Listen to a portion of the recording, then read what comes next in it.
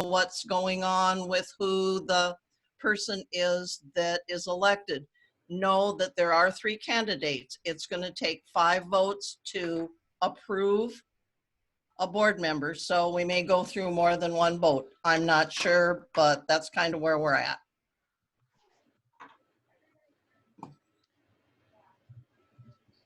Lisa, please unmute. Sorry about that. Usually you don't have that much trouble keeping me shut up. Everyone did, Norm, can you mute? Thank you. The echo. We've all done this before, so is there any questions on how to private message your vote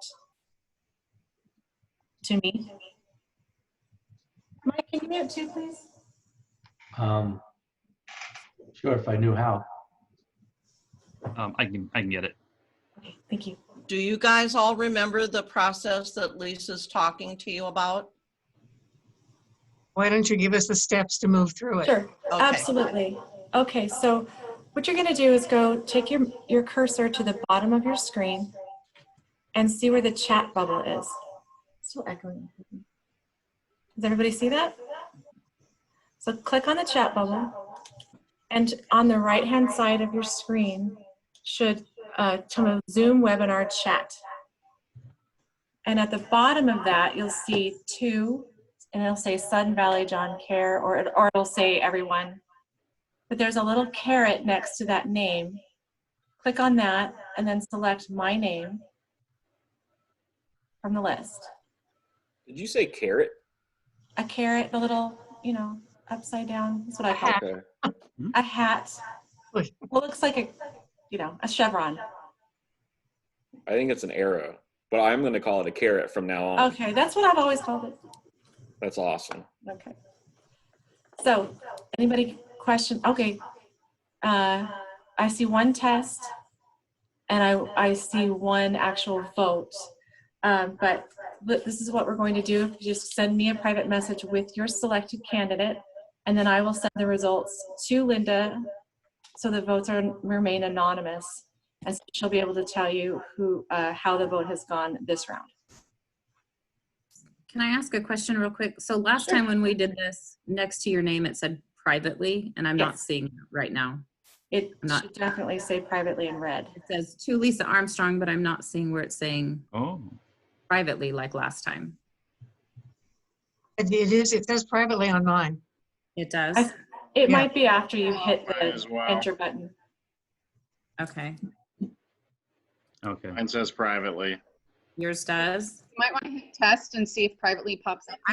Yeah. Can I send you a test, Lisa? Yes. Okay, I'm going to send you a test first. You got a test from Steffi. I got a test from you, Karen. Okay, and then it came up, it says privately now. Okay, thank you.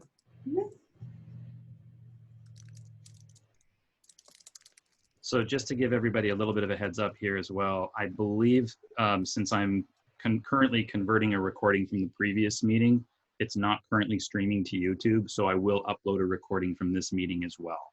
So there'll be 2 recordings that are going to go up to YouTube after the meeting in this circle. All right, that works.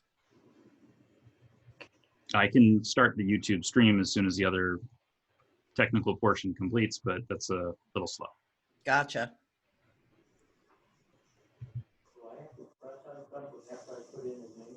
So are all of you done testing to Lisa? Are we supposed to test? Lisa, do you want them all to test? I've already got 5 votes in already, so I don't. 5 in? Okay. You need 3 more. Yes. Wait till everybody's done. You just hit enter, Mike. Uh-huh.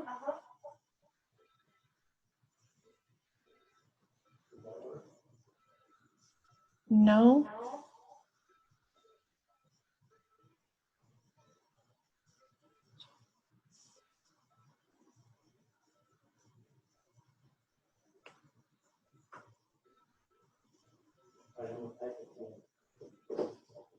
Okay, we have, Linda, how many voting members do we have? We have 8. You have 8 altogether, and we need an agreement of 5 to elect someone.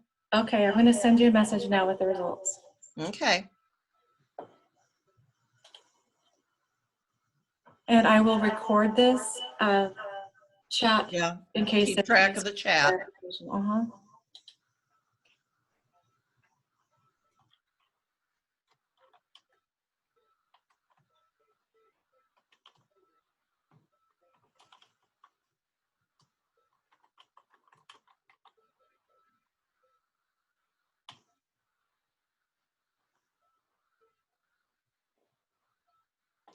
Okay, board members, and for John, we have a new board member.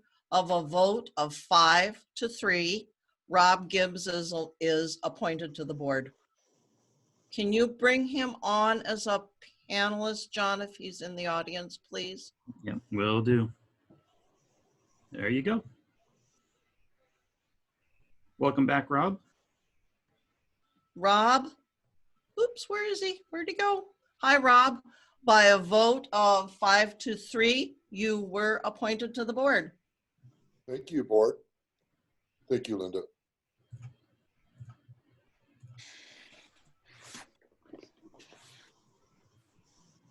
I think we're all done with this portion. If the audience is still there, know that I believe, I don't know, are we in live stream now? No, we're still not currently live streaming. It is recording though. Okay. I guess we just do we just simply move forward and go with the rest of the agenda and stuff then? Yeah, if there's Because then nothing I would, further from then any. Andrew, it's back to you. Excuse me just one moment. Oh. John, is there a way to turn off the comments now until they're allowed? Because these are getting uncomfortable. The The chat feature.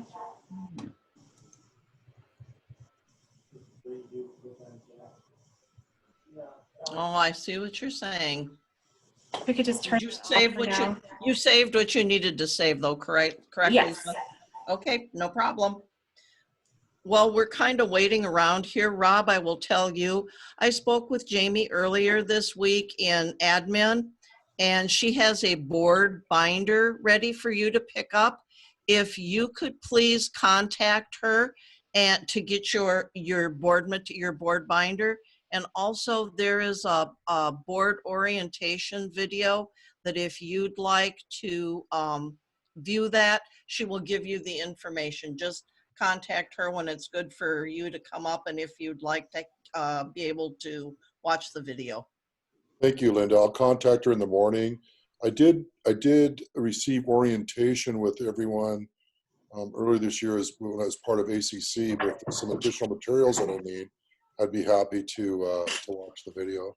Yeah, Okay. and you just have to arrange to pick up the binder physically from her. I think he'll also get a key card, won't he, Lisa, to the office? Yes. Okay. Okay, thank you. And also I should mention that under the bylaws, I will need to resign from ACC to be in accordance with the bylaws. Okay, that works. I think you have to, do you have to send a written notification to Rich? I will do that as also as a courtesy to the committee as well. Okay, thank you. Are we ready to get going on We are. We're all ready. I'm just kind of waiting to see if streaming ends up happening here soon.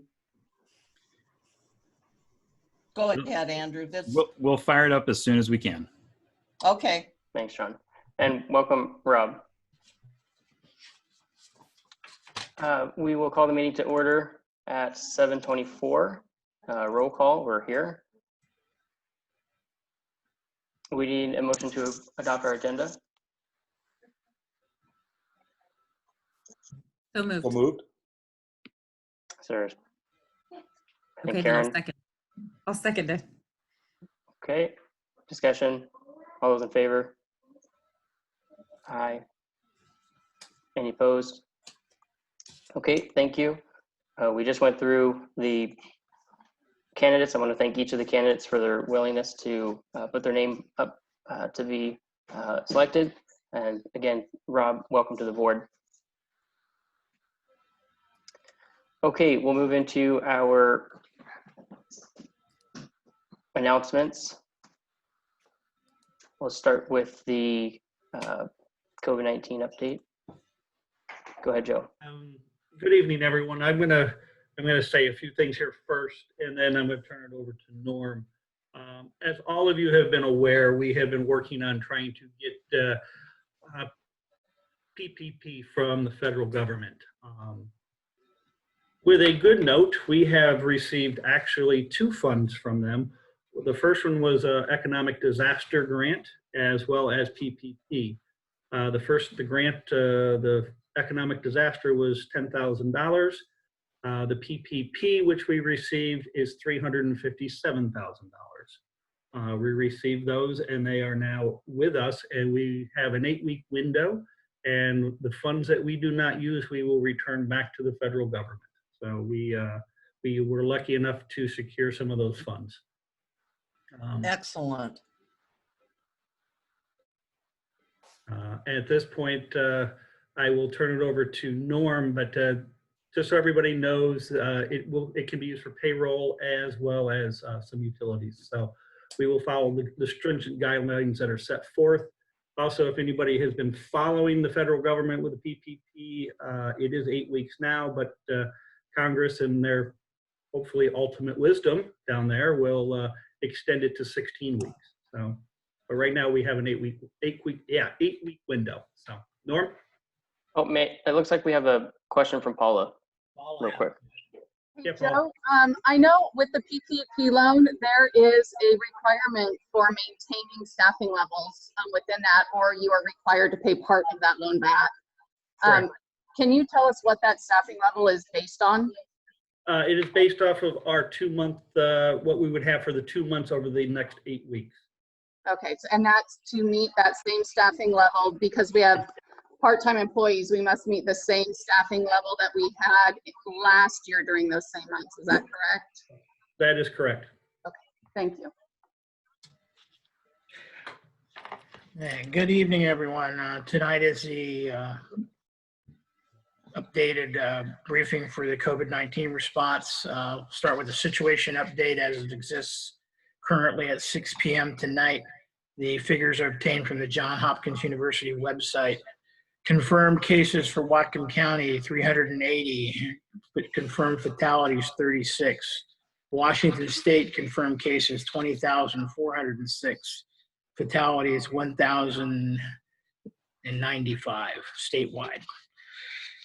The objectives for Unified Command for this operational period, which is operational period 12, are as follows: anticipate and develop plans to address potential second peak of COVID-19 infections, prevent and mitigate the spread of COVID-19, provide for the most vulnerable members of the community, ensure the adequacy of first responders, healthcare professionals, and equipment supplies, enable continuity of essential services, keep the public and stakeholders and media informed of response activities, manage a coordinated interagency response effort that reflects the makeup of Unified Command.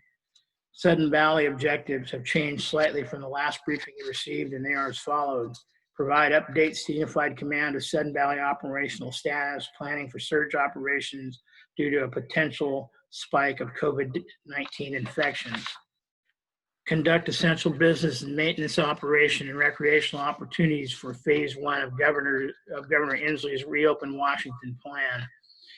Message out as part of that essential businesses the requirements under phase 1 for social distancing gatherings as they apply, and plan for future messaging for phase 2 for social distancing, limiting of gatherings as they apply. Plan for meeting requirements of phase 2 to conduct long-range planning for phase 3. Monitor the economic impact of Sudden Valley. You got a update on the payroll protection plan from the general manager, and that is part of that monitoring and ongoing operations. Maintaining contact with agency partners on the operational readiness of Sudden Valley. Plan with the community partners processes to ease burdens on the community for essential items such as food, providing opportunities for community members to have other options such as resources for mental stress, domestic violence, as well as meeting some opportunities and funds that are available for the residents for paying of expenses. Current operational status of COVID-19, we are in phase 1 of Whatcom County. Social distancing and gathering requirements of phase 1 are unchanged. Essential staffing, there will be an adjustment to the administration staff. I'm going to ask Lisa Armstrong to elaborate on what that adjustment will be. Okay, once the stay home, oh, could you, there's an awful echo. Mike, we're all muted, so I'm not sure why that's going on. I apologize. Maybe if Norm mutes his audio, his actual speakers, it might be picking up from there. Okay.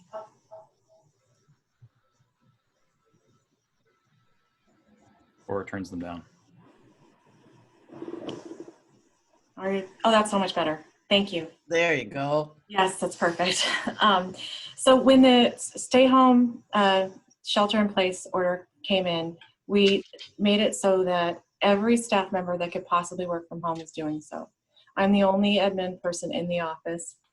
Norm has moved his the security and the public safety command to this office, and then obviously Joe is in here too. So we're all completely in different corners. But our ACC coordinator, our administrative professional, our specialist, and our receptionist, they're no longer working in the office.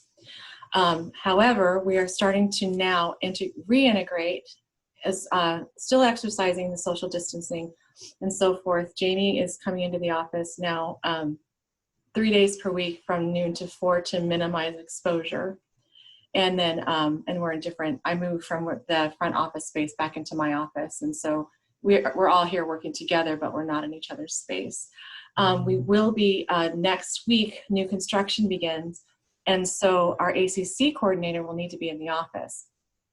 So we've made arrangements so that she will be in the office from 8 to noon, and Jamie will be in from noon to 4.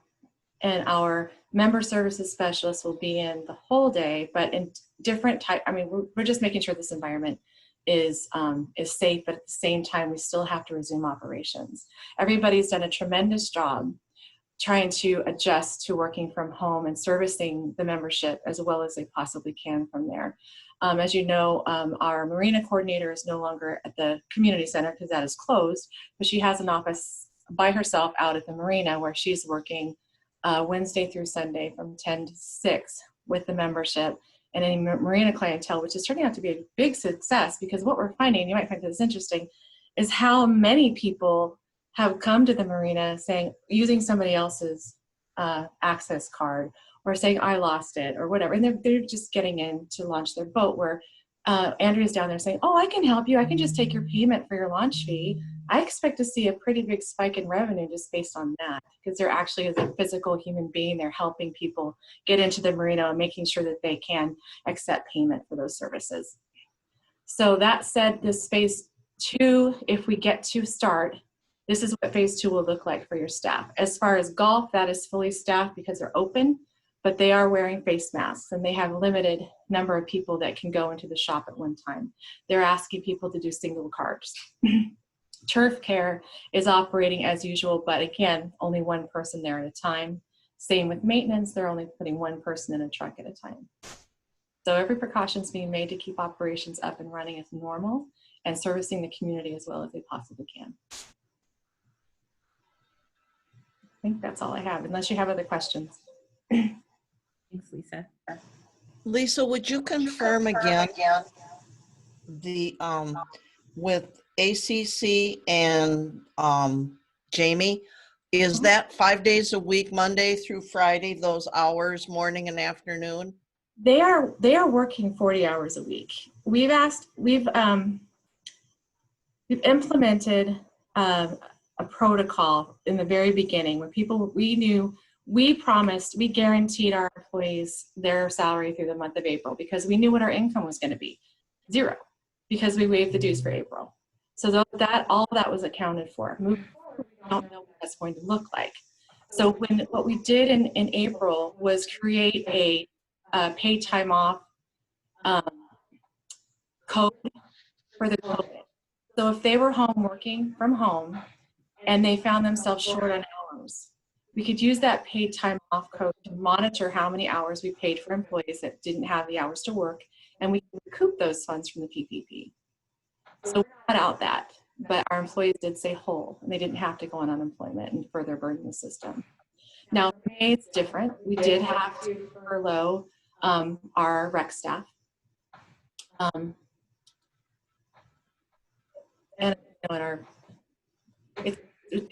we're still kind of in an unknown, but the point is that we have absolutely tracked every hour that we paid for time not worked so that those funds can be recuperated. And now, that was just a week or two that took people to get their feet wet. But now, I mean, our ACC coordinator is working full time, absolutely full time. We figured out how to get resources to her to make sure that she's supported. Everything gets scanned over to her, and hard copies go to her, and billing happens in the office. I take care of that. And with regards to Jamie, she's doing all of the, she works with all of you. You hear from her all the time. Coordinating agendas and minutes and so forth. And so much of that can be done remotely. But she's in the office because, as you all know, I am the one I'm answering phones and taking payments, as well as, doing all the unemployment claims and all that kind of stuff. And so having her come into the office has been a tremendous help. Even if she can't do the majority of her job remotely. Just a follow-up question for you, please. Are you planning on putting something in the views or on the website so that people know what reopening is going to look like, and, like, especially with ACC and stuff, when she's going to be in the office, that sort of thing?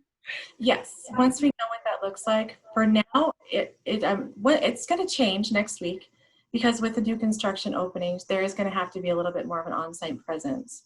Okay. But the technology the way it is, obviously we'll be able to support the vast majority of the work remotely. And it's carefully monitored. I have asked each of our employees to basically pretend like they're an attorney and state what they're doing during those hours, not just I work this for this, like what did you accomplish, what projects, and that kind of thing, because we want to be accountable to you.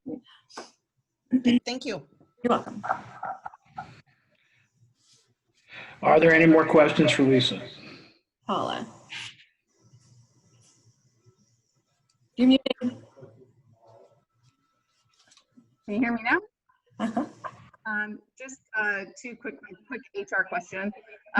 With any of the employees that have been out, have there been any that have utilized the CARE Act under either the SIC or the FMLA for care for kids that we would be using for tax credit at the end of the year? No, we haven't. Okay. It's not. I looked into it, and it seemed to be more of a complication than it would be a benefit. If it's clear that that would become a benefit, we would definitely look into it. Yeah. Okay. I just and then the other question that I have is, I know that talking with staffing professionals around the area, one of the issues with PPP is actually being able to maintain the staffing levels in order to be able to have loan forgiveness. Is there any concern about that? Are you having trouble bringing people in? No, if we were in October or November, we might be struggling. This is our busiest time of the year. We are never busier than we are from April to Labor Day. So okay. Anything, we are understaffed and we are overburdened. And I don't mean that to sound complaining. It's a good thing that we are fortunate enough to have that work to do. Yeah, it is, because I'm talking to a lot of people that are having the exact opposite and having a hard time bringing people in to be able to meet the staffing levels to be that is not an issue for us. Have repayment. Okay, thank you. Are there any more questions? Moving on with the rest of the briefing, essential operations for phase 1 have been unchanged. And again, we're reiterating this is phase 1 currently. Our COVID meeting schedule is unchanged. It's very active, and we're continually meeting with not only the county, but other agencies as well. Ongoing planning for reentry into phase 2 and 3. Sudden Valley is working on an implementation on the requirement to meet the requirements of phase 2 and phase 3 under the governor's Reopen Washington plan. If you would like to see those on your own, you can go to his website under there or whatcomcovid.com and click on the state website, and you can pull up what the things are looking like for phase 2. For example, restaurants, gymnasiums, trainers, construction, those kind of aspects. So it's a lot of material that has to be gone through. Current status of Washington phase 2 counties. Currently, as of this afternoon, late this afternoon, there are 26 counties that have been granted a variance to go to phase 2. There are 2 counties that have applied that are on hold. And the reason they are on hold is because they've had an outbreak in their application process that requires a contact testing phase, which is a very arduous part of the entire program that has to be done. Eligibility to apply for phase 2. There are 2 counties currently that are in the process that can apply, and counties not currently eligible for phase 2, there are 12, Whatcom County being one of them. General criteria for a county to apply to phase 2. I'm going to briefly go over what is listed there because there seems to be a kind of a information gap on how that occurs. Again, this is under review when you submit your variance to the Washington State Department of Public Health through your public health officer. So that would be Dr. Sterner here in Whatcom County. To apply for a variance, counties must have an average of less than 10 new cases per 100,000 residents over a 14-day period. The application process requires support from the local health officer, the local board of health, hospitals, and the county commissioners and council. Each county must demonstrate they have the adequate local hospital bed capacity as well as adequate PPE supplies to keep healthcare workers safe.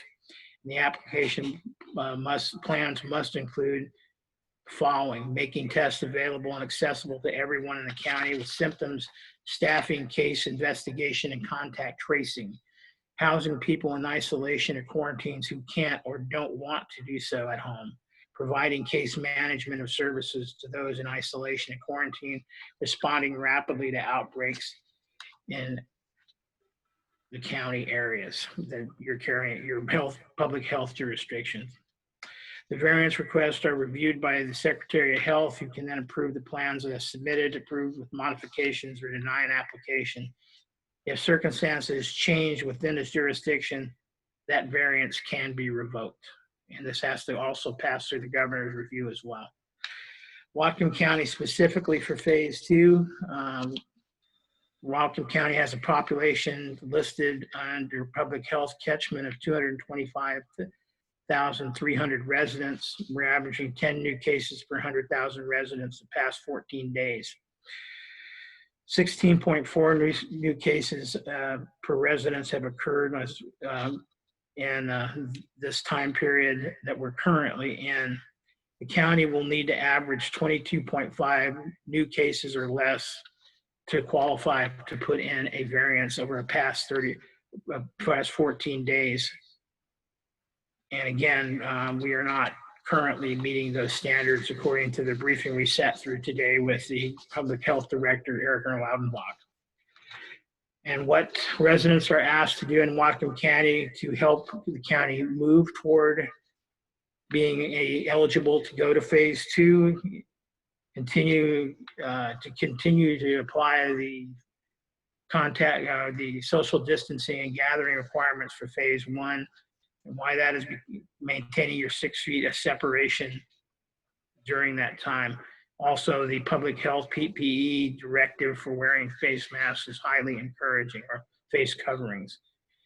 They have noticed as of recently during this recent monitoring period that we are starting to see what they call flare-ups in business settings, not just independent care facilities, as we've all seen, but as well as what the gatherings that have occurred in social settings like Mother's Day parties, campfires, those kind of issues.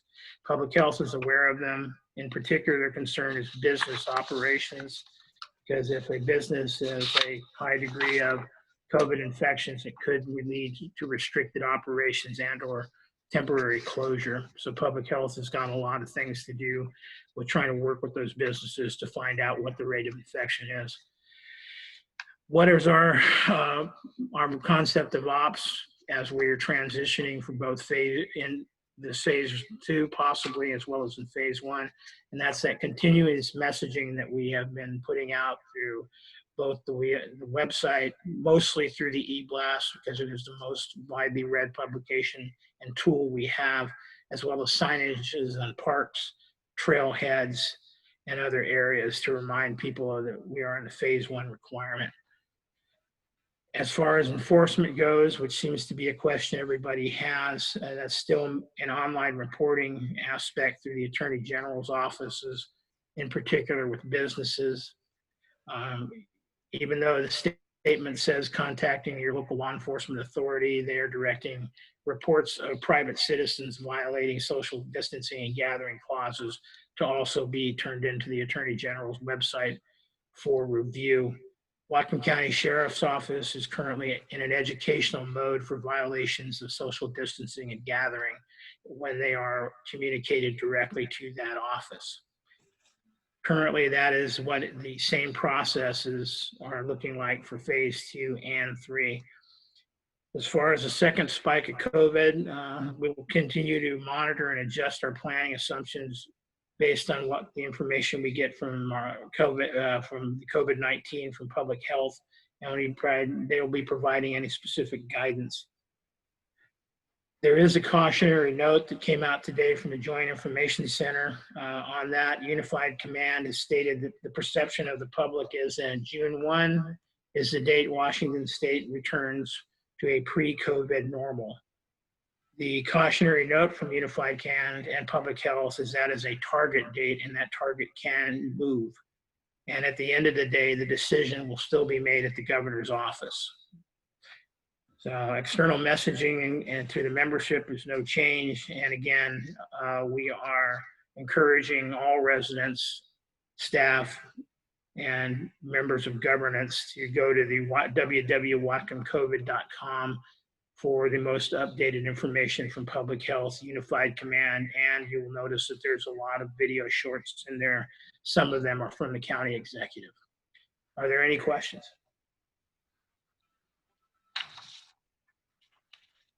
All right, thank you guys very much.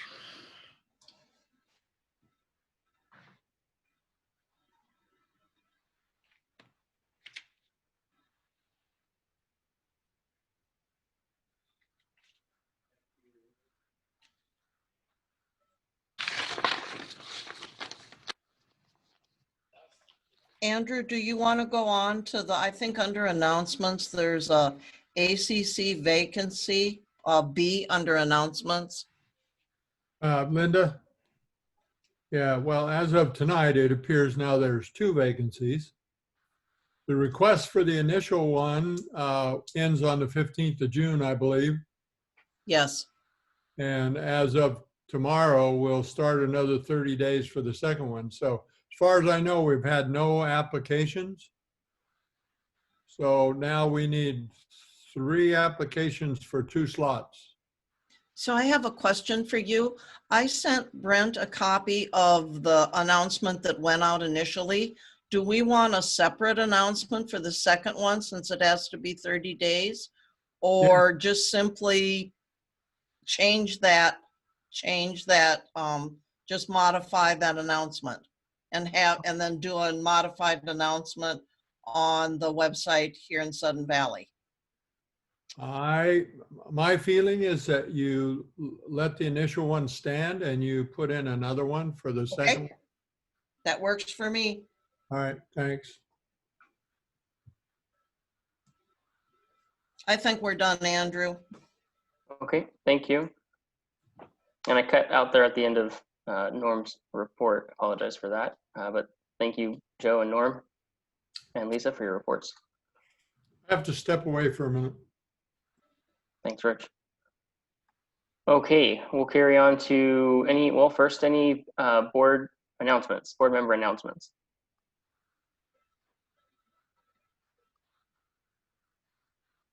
None, okay. Well, I'd like to pause for just a minute and congratulate Lisa on 5 years with the association. Can we give her a virtual round of applause? Thank you so Lisa. much. It's been an absolute honor to work with all of you. Thank and you. the medical community.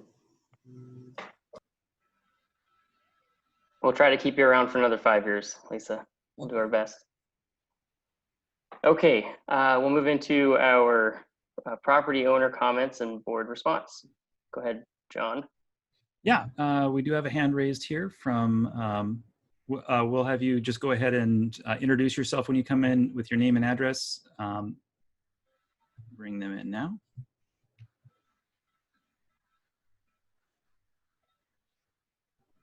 And go ahead.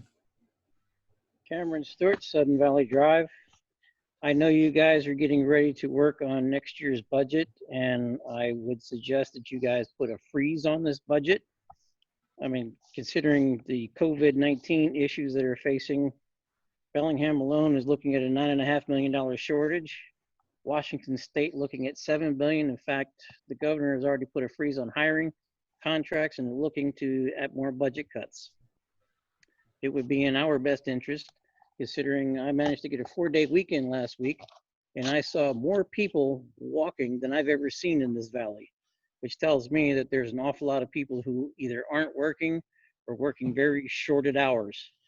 So coming up with some Taj Mahal to replace Barn 8, like somebody's been trying to push for years, not a good idea.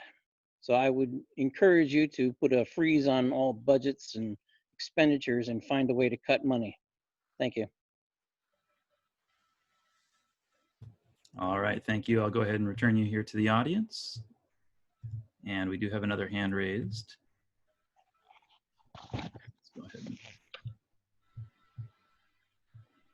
Controls have been tweaked a little bit here. It looks like the new version changed how this is done. Bear with me here for a moment.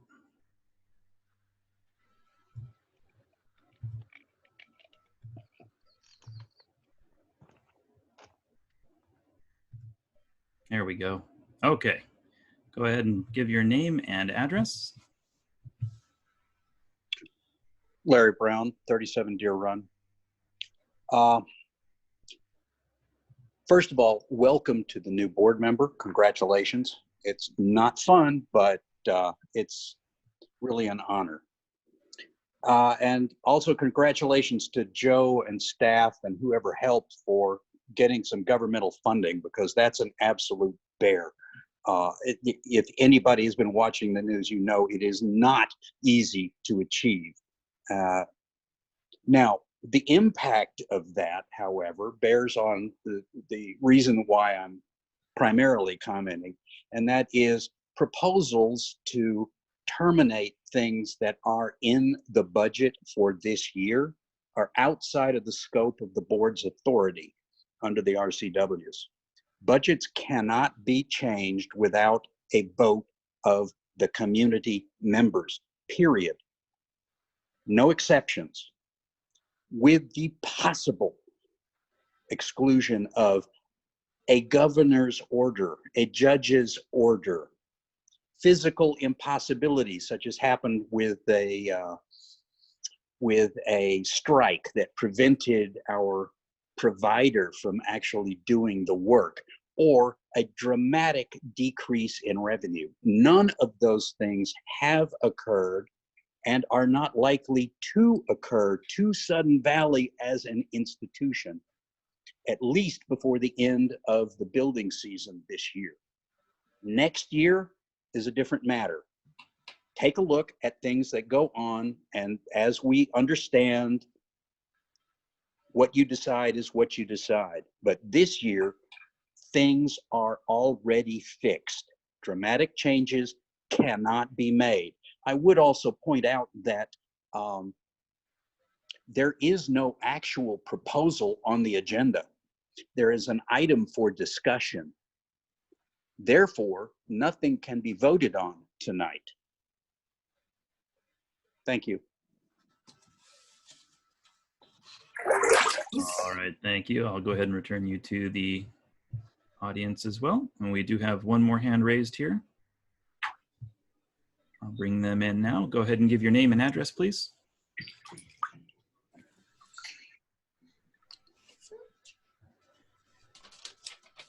I believe they're labeled as Mitch. Oh, hey there. Hello, are you still there? He's muted. You may need to unmute yourself there, Mitch.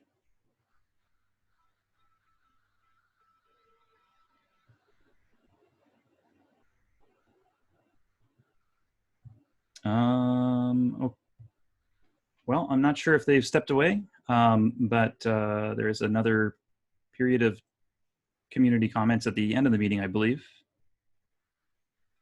Are there any other members that want to make a comment?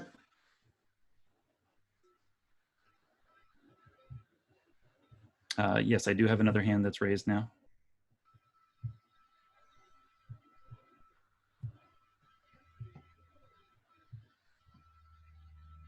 This is Rick Gray. I'll bring you in now. Go ahead and give your name and address, please. Rick Gray, 12 Jubilee Lane. And I'm just want to raise a question as to the board having a discussion about staffing and freezing capital expenditures, et cetera. I think that we have a fine staff on board, and I think we have a fine finance committee.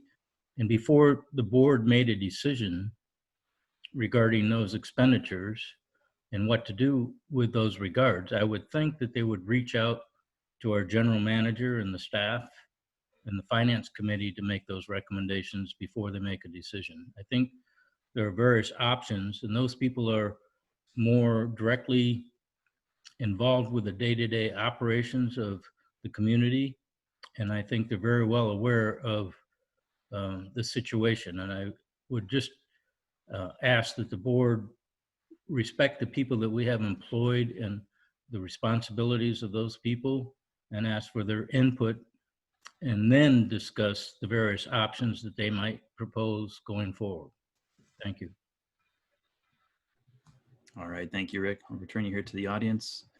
And we do have, Mitch has raised his hand again. Perhaps he got his audio figured out here. We'll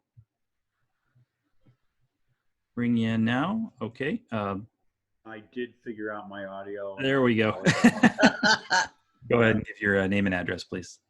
Mitch Waterman, 15 Grandview Lane, Gate 2. I'd like to ask a couple quick questions. I agree with what Larry had pointed out. This wasn't, unless the board has steered away from the 2-day advanced packet being posted, this proposal that arrived to the association a couple hours ago is just unacceptable to put in front of any kind of vote. Can't be done, and it's been objected to in the past, and we were the bearer of it, and it has to stand. First question to the treasurer. I think our percent of collection currently is equal or better than what was budgeted.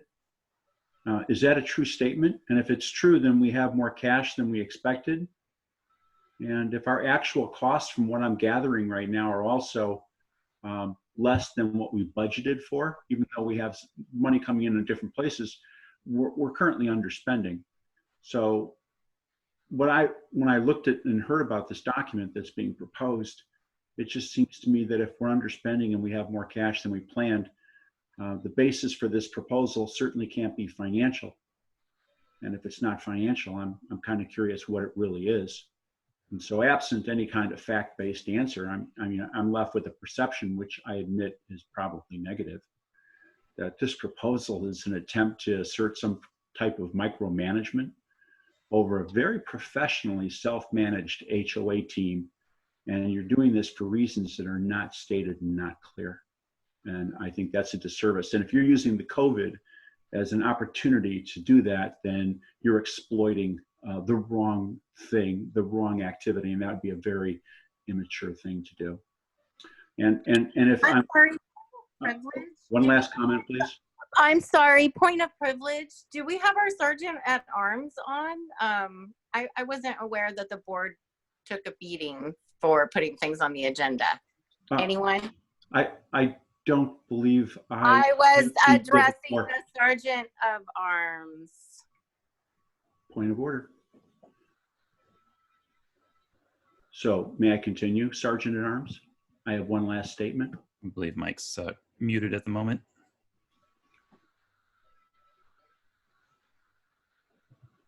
Muted. Mike's still muted. Mitch, while he's muted, I will just say that we will go over the March numbers tonight, which will tell us how we ended March in terms of, net income as well as collection percentage. So hang tight. That would be really good. I mean, if our numbers, I'd like to know that. But my last point was really that I believe moving forward and freezing any of our activities at this particular point, now that the association has somewhat stabilized, is a very, very short-sighted move. And I would caution the board to not take such an approach and nor allow a group of people to go ahead and seize a micromanagement position where the association management has to come in and ask for permission to have overtime or go to the bathroom. Thank you. That's my point. All right, I'll go ahead. So I have a couple responses. One, don't appreciate the uncivil tone. I think that everyone can be civil and we don't need to attack each other. Two, we can stick to the 3-minute rule. That would be great. And I also, after listening to the member comments, would like to hear from President Entricken as to why this wasn't put on the agenda correctly. Steffi, hey, let's go. Can we please continue with the member comments, and we can address your question here in a little bit. I think everything that you have for your packet was submitted in the regular time that we needed to provide to the board.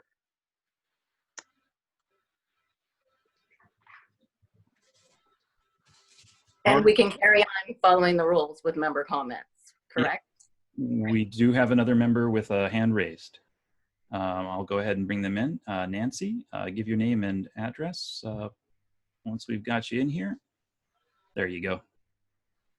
Thank you. Nancy Allianac, 4 Sandalwood Circle.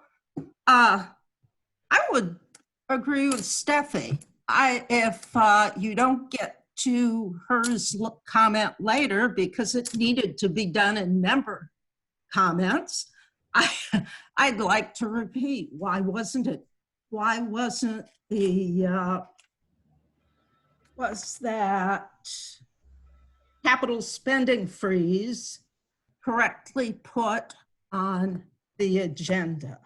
So you can do it twice, Andrew. You can explain it to me and then you can explain it to Steffi.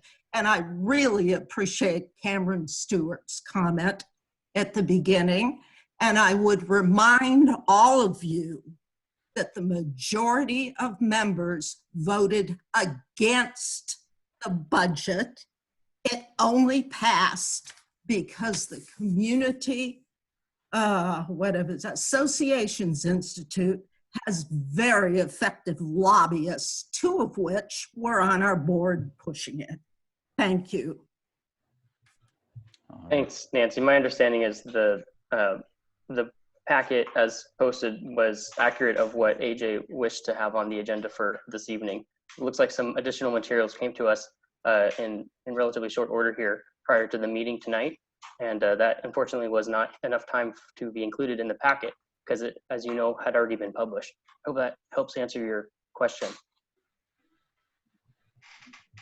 All right, we do have another hand raised here from Anne. I will bring her in. However, it's not letting me bring her in. Looks like she's using a version of Zoom that's a little too old for her to actually be brought in this way. So if you close out of Zoom, reopen it, there should be something that pops up that tells you to update Zoom. At least that's typically when it comes up. But unfortunately, I don't have a way to bring you in at this time. I apologize for that. Perhaps could she email a question that could then later be responded to? Or a chat? She could do chat or Q&A. Do you have the Q&A option? Or she can't even get on Zoom? I'm not sure if she has access to those options. Depends on how old the version of Zoom is that she's using. Okay.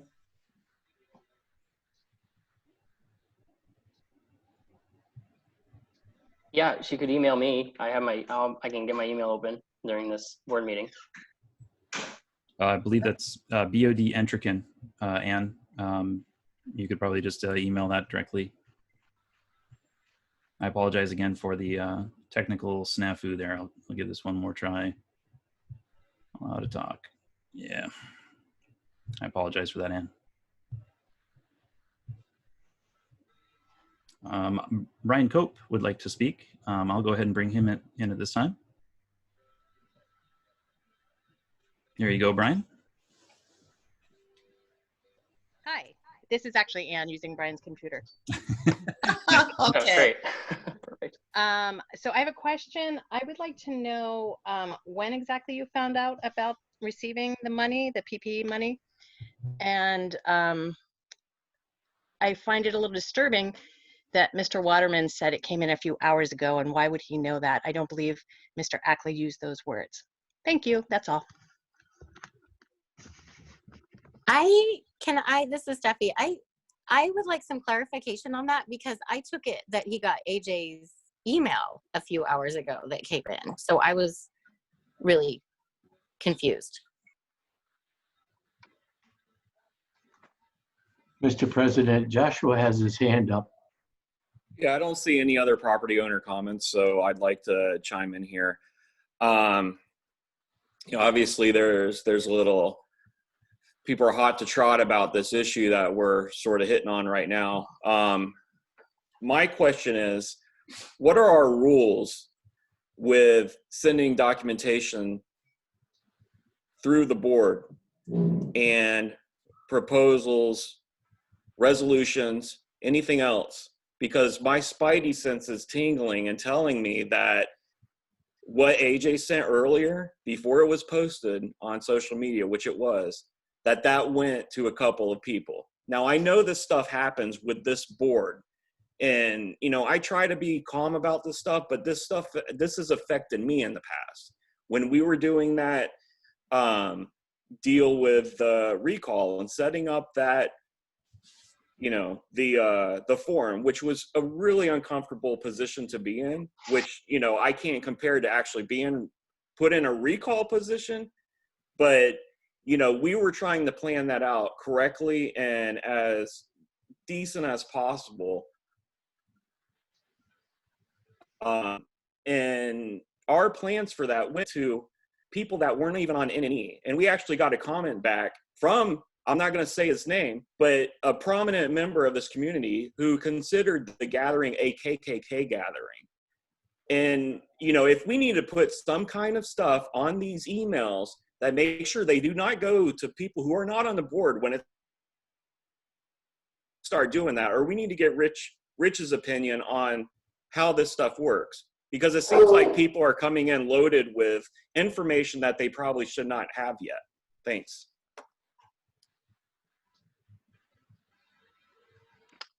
Looks like there's another question. Karen? Oh, yeah, I just want to say that I agree with that. I think that board communications should stay within the board at least until we are able to discuss it at a meeting openly. I think I would just appreciate that courtesy that we all agree to together until we're able to discuss it in an open meeting in front of the community.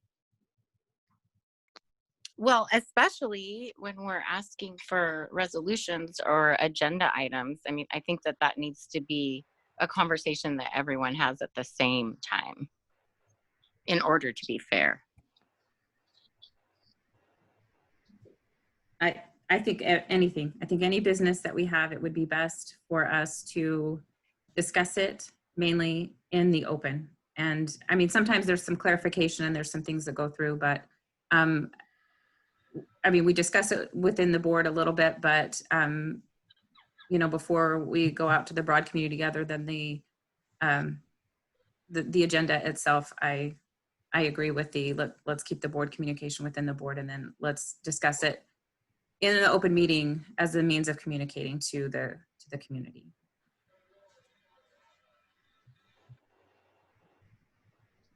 Joe, and then Linda. Thank you. Linda, I will yield to you. Ladies first. I think when stuff gets leaked, and there's no better word for it, folks, I think it hurts all of us, you know, and obviously somebody sent this stuff out to everybody. And it's just, you know, I've seen it over the years. I've sat on a number of boards as NNE. I've sat as a treasurer, and it just does no good. And I don't know whoever's doing it, but I don't think you're helping any of us make anything any better. Go ahead, Joe. Yeah, I mean, AJ's email came in, and it was literally within 20 minutes. It was on Facebook. So, I mean, that's it's kind of discouraging. I mean, we're a board. We're supposed to try to work together. We're going to have different opinions. That's all well and good, but we need to keep it to ourselves to discuss stuff and then get it out to the community. This should have been, you know, it's out of control. I mean, we have to sit down, and I think Josh, you and I've had this conversation before about it. It's just, it's not good. It's hard to conduct business as a group when both sides have information coming at different angles. So that's just my 2 cents. I'm just going to throw out that I sent the resolution over to the board here this afternoon, coordinated the agenda item with Andrew. You know, there's no agenda packet information for basically every agenda item on our agenda tonight. So, you know, I proposed a discussion agenda. I put together this resolution. I emailed it to the board a little bit ahead of time. I realized it wasn't with the original agenda.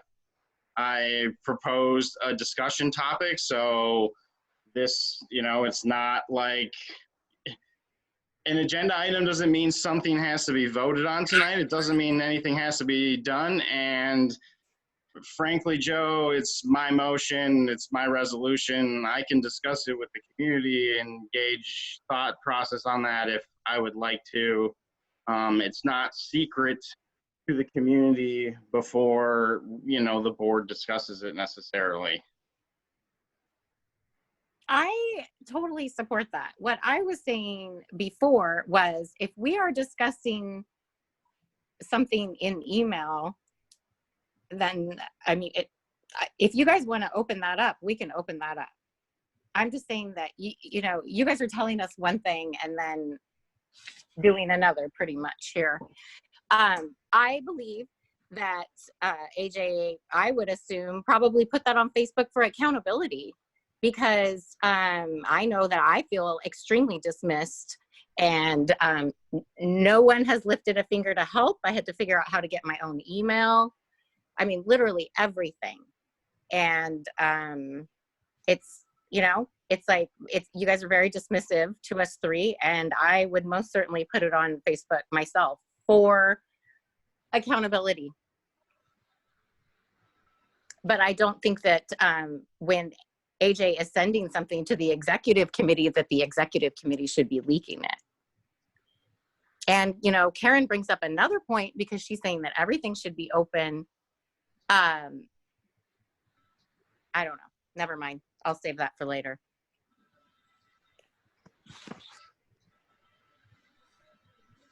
Do you want to take one last question from Josh and then move on? Yeah, really quick. I mean, we had an email come in about that pretty quickly after we received it. So that was, I'm going to guess it was long before it was posted. I understand what you're saying, Joe.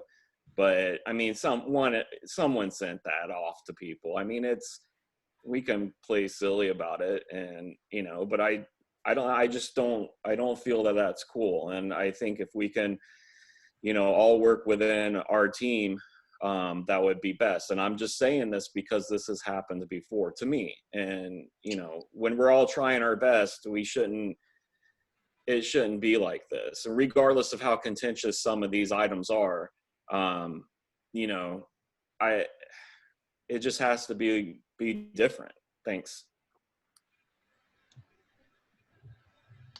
I apologize. This is super quick, but there's two different things that happened. One is the agenda was posted and there was an agenda item on there. There's various agenda items on there and people have thoughts and opinions about what they think some of those mean. So that happened 2 days ago. And then there was a letter today. So it's possible people were forming opinions about the one line. I know people have opinions about an agenda item I'm going to talk about, and I'm sure they have them about AJ's too. So I don't want us to jump to conclusions. I was out this afternoon and I'm not following the whole deal, but I just want to say there was a time when this was, some of the discussion items for tonight were disclosed 2 days ago. Josh, I'm actually in agreement with you. It should not get out. We have to work collectively as a team. So you, like I said, you and I have had that conversation. So I don't know. I don't know where or how it got out, but collectively as a group, we all have to try to stop it. So, but I'm in agreement with you, Josh. Well, one thing that we can do is we all use actual Sudden Valley emails. And, you know, sometimes you might have to go to IT and find out where something came from. I even hate saying that because it sounds like some kind of crazy government stuff, but a lot of these types of things can hurt us, you know? I don't know. I mean, it's just, I'm only saying this because this has happened to me and it just feels like, I don't know. It's weird. It's a weird position to be in. And of course, I don't know. That's all I got to say about it. Thanks, guys. Thanks, Joe and Josh. I absolutely agree. We do have one more person with their hand raised. You'd like me to bring them in? Yes, please. I believe this is Larry. Yes, it is. Thank you. Larry Brown, 37 Deer Run. I've heard the issues. My comment was based on what I saw in the agenda, which talked about capital expenditures. Specifics, though, were not in the agenda, and that's why I said nothing could be voted on. Now, people have complained that their emails and their communications are being widespread or broadcasted. I would like to remind you that the RCWs explicitly state very clearly, all documents are public. An email is a document. You do not have any legal authority to keep any email secret, period. The only authority you have is as affirmed by your legal counsel with regard to executive issues.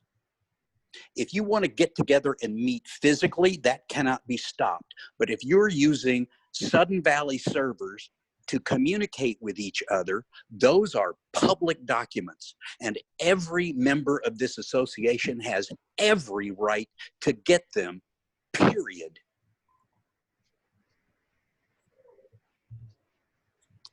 Thank you.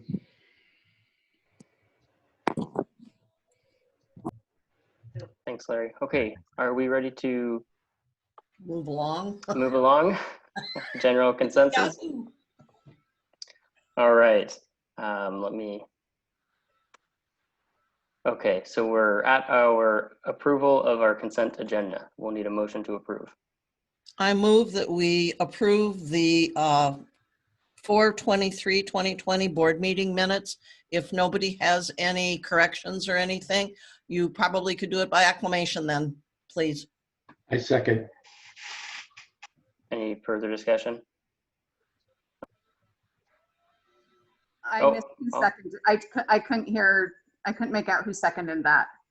Mike. Thank you. Okay, we'll move into our general manager's report. Go ahead, Joe.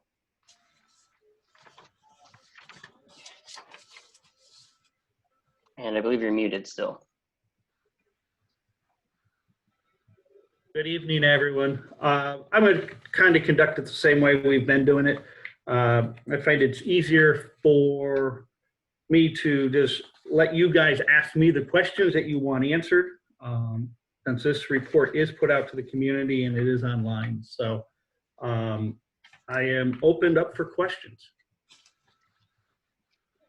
And Mr. President, this is in as much as you can see everyone as well as I can see. There's no reason for me to be in the media, and you can just pick them when you see their hand up, unless you would like me to keep track. Mike, yes, please do keep track. I apologize for stepping on toes in that previous conversation.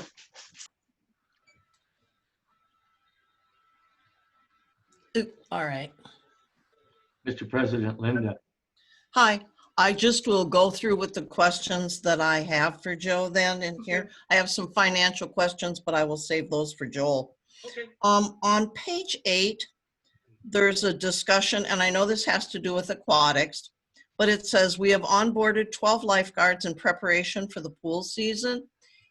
According to the governor's direction, we're gonna only be at 50% capacity if we're allowed to open in stage, I believe it's 3.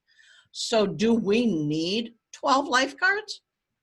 We will need them based off of the needs for the pool. So we have them on board. If we need, let's say the governor says after 2 weeks or 3 weeks of 30%, 50%, we're going fully operational. So we just onboarded everybody to get them ready to go for the season. Whether or not we use them all, we wanted to be prepared in case we got the go ahead to run full tilt. Okay, that's fine. Just wanted an answer to that. Then on page 9, I'd like to, when there's a section here on the launch ramp dock project. Yes. And it talks about the permitting. And I guess where I'm kind of confused is it says there are 4 separate permits required. It says emergency request with Whatcom County to try and gain permission to place an interim dock for this season. My understanding was of that capital request that this was a permanent dock, new dock that was being installed. It will be a new dock, but in the time of it's trying to get the marina opened, we are asking for an emergency launch so that we can, in the interim, for the permits to get done, the full permit. So we're just trying to get an interim dock in there for right now. So what will that look like, I guess is my question then. It will just be a full floating dock able to take on people. It'll be just a normal floating dock that they have that they can pull in and tag off. So is this kind of similar to what we have? Is this going to be an added expense then to that capital project, or is this something we rent? No, this is not any added. It is not added. Okay, the next question I have is still, it's on the kayak relocation racks. I had thought, and I'm asking this on behalf of a member that asked a question on Facebook. Okay. Is it just our existing racks and all the spaces are taken, or did we include in that a couple of brand new racks that no space had been taken on yet? We have added more kayak racks. So last year, if you remember at the marina, when you went down to the kayak rack, everything was on the right-hand side. Yep. So we moved everything to the left-hand side back to where it was originally, and we added some more racks to increase storage. So you did but are those all full now?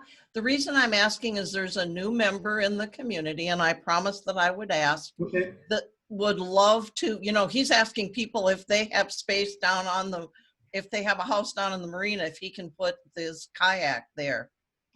Have him reach out to me tomorrow. I will. And we'll go from there. I can't answer right now off the top of my head if they're all taken. I know we've added racks to increase more storage.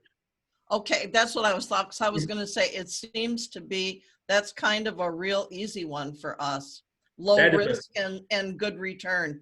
Yeah, okay. That's real easy, because they're a nice thing to have, and they're not hard to put in. Then I have a question for you on page 10 under golf, a couple of them. Okay.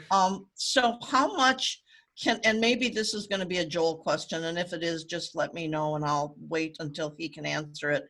Exactly how much income is generated to Sudden Valley by the junior golf camp that we're going to lose? I don't think there is any revenue generated for Sudden Valley on that. I will get that. I'll ask Brian on that one. I don't think Joel will even Okay, know. that's fine, and you can Yeah. email me an answer. Mhm. Then the other thing that I wanted to know is how many, it says in here that outings have been canceled. And I wonder what sort of loss in revenue is that of those that have been canceled that probably won't come back? We're looking at right around 30 to 40,000. And that's just a rough number because we're still trying to fill in some stuff now in the back end of the year. So we might offset some of that. And then some of the people we did move some of them around for later in the year. Okay, last one I have is on page 13. Hours of operation of the CVC staff. I know they're working 10-hour days. When do they start working?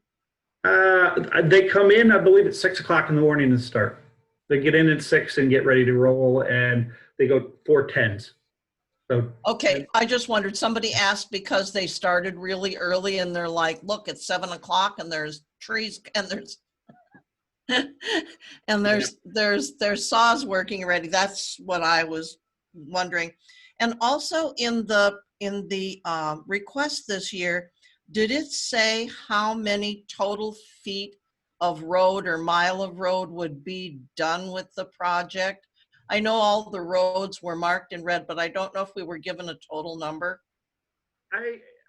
I will check that. I think it was, but I don't have that number right on the top of my head, Linda. I will give you the actual mileage of road or footage. And I'll look Actually, look myself too. Yeah, I think that's all I have for you. I think the rest is financial. Yeah. What I can tell you is they're getting right around 1,400 to 1,500 feet of road a day or a week. 14 to 1,500 feet a week. Yep. Okay. Thank you. You're I'm welcome. done. Mr. President, Karen. I just have a follow-up to Linda's question about the golf outing revenue. And Joe, you said you thought a loss of 30 to 40,000. Is that total golf loss, or are you talking about just outings? And I thought I heard that green fees are up. Just outings. Okay, just outings, but possibly being made up by other things, or the fact that we have to rent out more golf carts because there's only one. Yeah, cart fees are a little bit more since we only have to run one rider right now, and they did move some events around. I mean, when we have been open, there's been 2 member events. I mean, we do get some revenue out of that. Both of them, I mean, the May 23rd was 144 players. That's basically a full field. Mm-hmm. So, yeah, we're doing okay, and I do think that some of that revenue will be offset due to more people playing rounds of golf are definitely up from everybody not being able to go do anything. So we'll continue to monitor golf very, very tightly, so Mr. that President, Paula. we don't lose too much. I had noticed that up in this is a Marina and a golf question. Up in the Marina section, it looks like you had come up with a creative way to kind of get, with the Canadian border closed, get some slip usage with people that are on the waiting list that with open slips, because Canadians haven't been able to come down to use those slips. So nice creativity on keeping some movement there. I was wondering on golf, you mentioned that the border remains closed. I was wondering, one, do we have a lot of golf memberships with Canadian members? And 2, are we seeing any type of cancellations with golf memberships with the Canadians come down and utilize that? There are a fair amount of Canadian golf members. That number, I don't know right off the top of my head how many of the total membership is Canadians. I know that they want to be down here and playing, and we will do whatever we can to accommodate them going forward. And if that means doing some proration of fees due to the fact of not being able to be here, I mean, all those items are on the table. Okay, but you haven't seen straight out cancellations due to? Not that I can speak of, no. Okay, thanks. Mr. President, I see no other hands. Oh, excuse me, Mr. President AJ. Okay.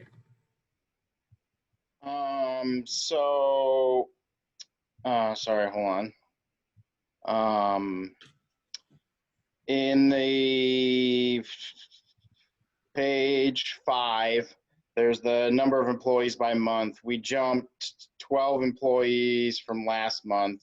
Is that all of the lifeguards that we just hired then, or why do we jump 12 employees? That is, and Lisa can correct me if I'm wrong, most of it is the onboarding for the lifeguards? Actually, no, what you're seeing there is actually that is the case. These are the people that are on payroll. So we did hire 11 lifeguards, and as Joe said, that they are all students with other jobs. So that means some of them won't work weeks at a time. We just have them in the background. That doesn't mean 11 people are going to be paid full-time wages. They're very part-time, and that's one of the biggest challenges with the pool, is being able to work around their school schedules and their other work schedules. But those 12 employees in no way represent full-time people. Okay, and then when did we open the golf course back up again? The 5th of May. May. First part of May. And so I guess I'm kind of curious as to why we're running overtime charges in turf care during a time when the golf course is closed. Overtime in golf, I don't know what you're talking about, AJ. Page 7, there's the payroll breakdown. There's overtime billings on that bar chart for turf care, maintenance, marina, parks and rec. I mean, there's pretty much overtime, it looks like, in half the departments. I guess I'm kind of curious why we're in a partial shutdown with somewhat reduced hours and operations, why we're running overtime charges. Joe, would you like me to answer that? Yeah, go ahead. As you know, the golf course was opened on May 5th, and prior to that, the month that it was closed, there was absolute minimum maintenance done. And to get the course ready for operation took a lot of effort in a very short period of time. With regards to the rec center, the overtime you're seeing is the setting up of the marina office and all of those marina renewals, and also getting the pools ready and so forth. This is not expected to continue. Okay. Mr. President, I see no other hands. Okay, thanks, Mike. Thanks, Joe. Great report. Thank you. I know how long those reports probably take to put together, so thank you. Very thorough. Okay, we'll move into the next agenda item, which is our treasurer's report. Go ahead, Karen. If Joel's here, I'll let him walk us through the financials and the update on the reserve study. And then I'm hoping everybody has taken some time to look at the budget calendar, and we'll go over this more later, but I know summer's, well, it might not be a busy time right now, but I'm hoping everyone will kind of take a look at that as far as their calendars. I'm sure it's likely we'll still be in remote meetings at that time, but I just want to make sure that everyone's had a chance to take a look at that. And we'll talk through that a little bit more later. So, Joel, if you want to walk us through the financials and then the reserve study update. Sure.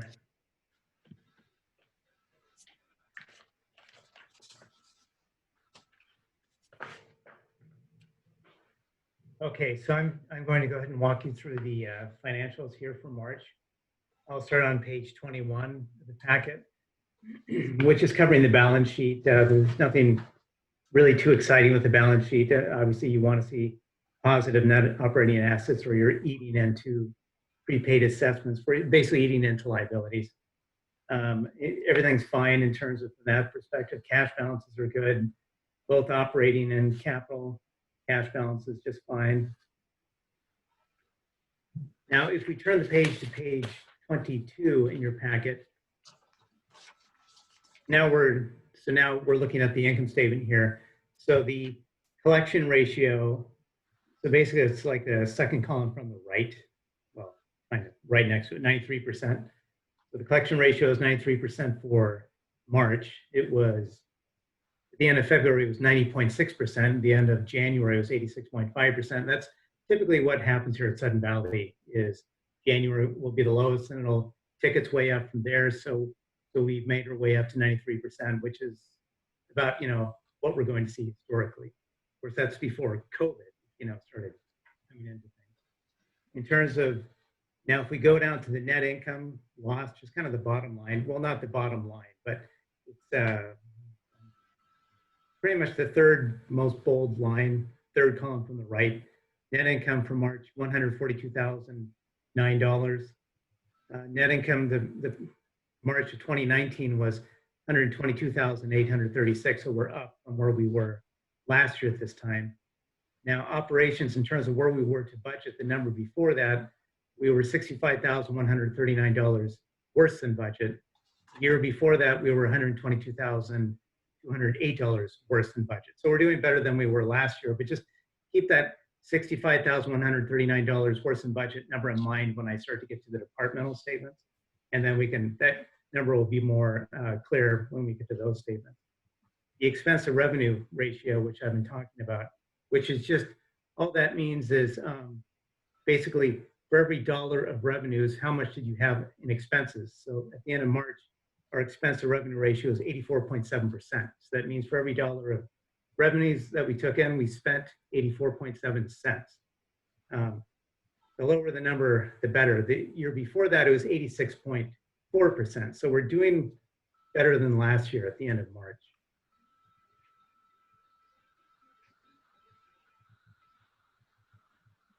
If you turn the page to page 23,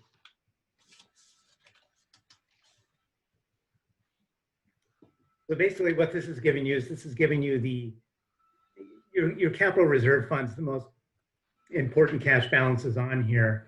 You have your not available beginning cash.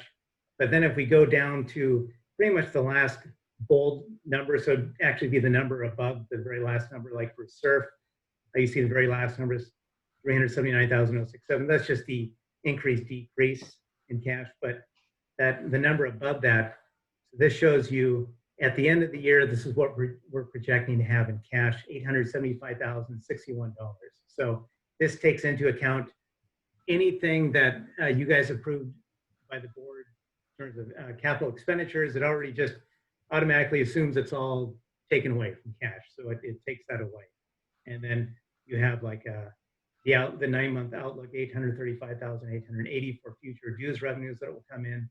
Now I've already built into these numbers, even though this is a March cash statement, I've already taken into account that we're not taking dues in April. This already reflects that. So basically for SURF, and then you have the board recommended carryover balance of $600,000. So after that, after the board recommended carryover balance, SURF, we have at the end of the year, $875,061 in cash.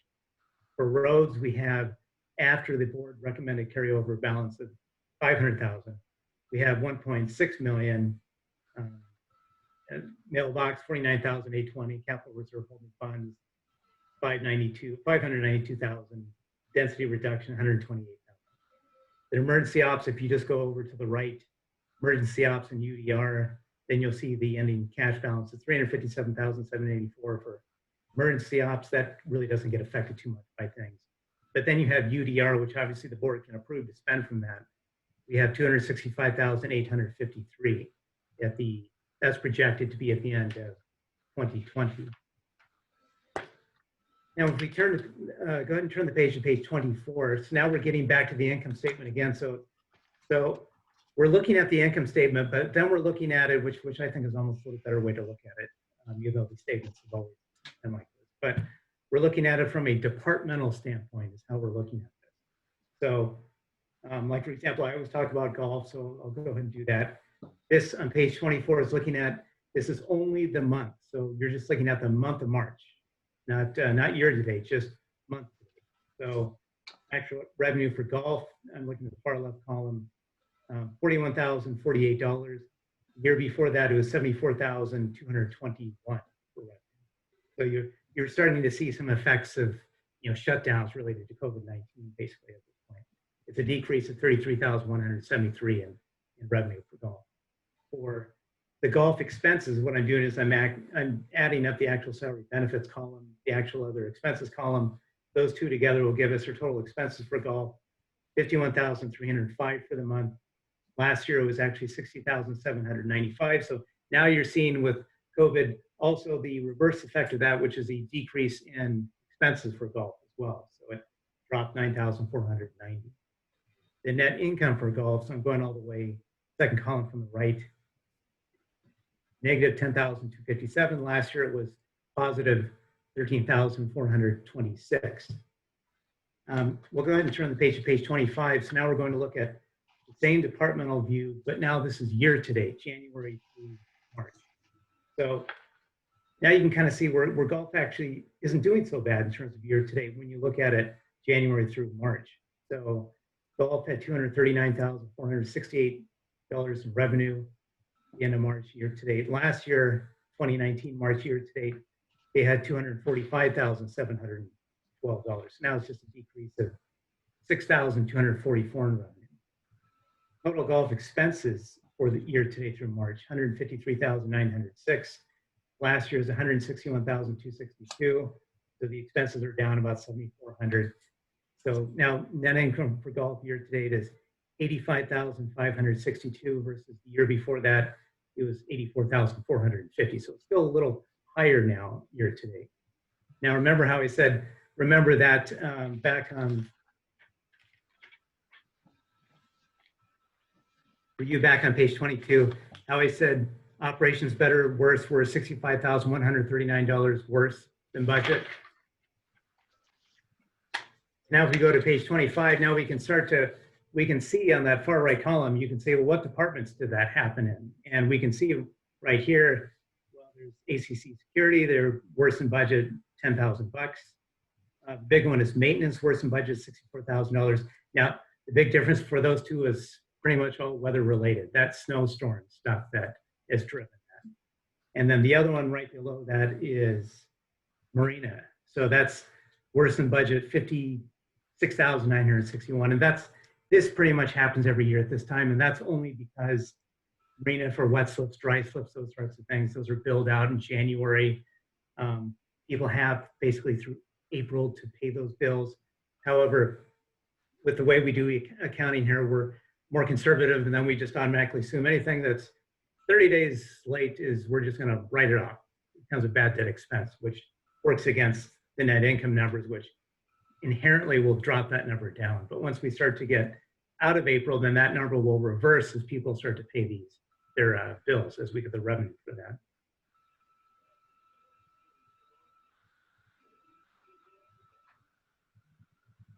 And I think in terms of like for the financial statements, that covers the real highlights of it. I know Linda had some questions. I have questions. Mr. President, Linda. A lot of it has to do with housekeeping a little bit. Even though we're at 93% for March, right, cumulatively, we're still not collecting at 92%, correct? Yeah, that's correct. So at the end of March, you're right. We were 1% higher than what we budgeted for. But cumulatively, we're still below where we should be. And even the year to date that you just looked at with this $927,880, it says that we're $47,715 worse than budget. What number were you looking at, Linda, that 900? I'm looking at page 25 and the line where it says net operations with board approved UDR.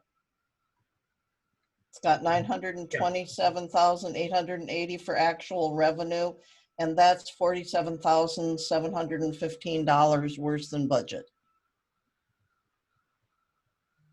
correct? Yes, that's correct. Okay. And so like, for example, what's going to be driving this number, Linda, is your marina number. Yeah. That's what's really largely affecting that 47,715. Yeah, because normally we have a lot more in, and it sounds like they're doing modified agreements because of the people that live in Canada and can't come down here and use their wet slips. Well, the real thing that's really driving that 47,715 from that marina number is the fact that, like in January, we bill out for wet slips, dry slips, those sorts of things. And then and they don't have to pay by the end of like February. They have until like April to pay it. So, but at the end of like February, once that starts to get 30 days old, then it just gets written off as bad debt, which drives that, then it makes the revenues look worse.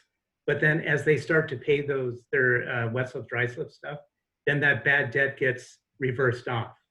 So then that number turns around. Okay. I had a question. I took a look at the detailed financials that were online. There was a couple things that I wondered about. We had a real high number for March, like 26,000 in it's professional services. What is running that so high? You're talking about, yeah, you were talking from the income statement? Where if you look, oh help. Why do I need these? On page 22, under expenses, the just the month of March, our contracted professional services were 26,000. They were like 16,000 over, and I wondered what was the driver of that. Yeah, so that was going to be, that's weather-related stuff too, coming from maintenance, like the snow plow guy that was contracted out to plow the streets and stuff, or like tree removal services, things like that during the storms. But that wouldn't be in March, would it? That's why I'm just saying it's in, I expected to see it in January or February. I wouldn't expect to see it in March, but I can go back and look a little bit harder. Are you looking at the 3 months ending column? Or were you looking, are you talking about just the current month column? I'm just talking about the current month of March on page 22. And you're talking about the 16,248 number? No, the 26,094 under contracted professional services under expenses. Yeah, so like for example, this shows operations better, worse than budgeted, 16,248 for that number. For the month, but that's why but if that's just a monthly total, then I'm just curious why for the month of March, that's all. Yeah, meaning like this is something where I could easily drill down and find it in the like in the departmental actual income statements. But a lot of these things, why sometimes I don't focus so much on like a GL by GL line, because this is kind of looking at it from the GL perspective. So there will be times where a certain bill comes in and hits a GL, but as long as the department itself isn't running over budget for that for the month, then it's okay. Yeah, and I see that, but I'm just saying, like, that's why I'm saying, that's why I'm mentioning the 26,000, because in theory, we are 16,000 worse than budget for that month. And it's just, that's the only reason why it pops out at me. Yeah, and it's, in being for the month, it's also for that particular general ledger line item. Okay, the other thing I noticed, and that's in the more complicated financials, there was no amount for security services in March. It was absolutely empty.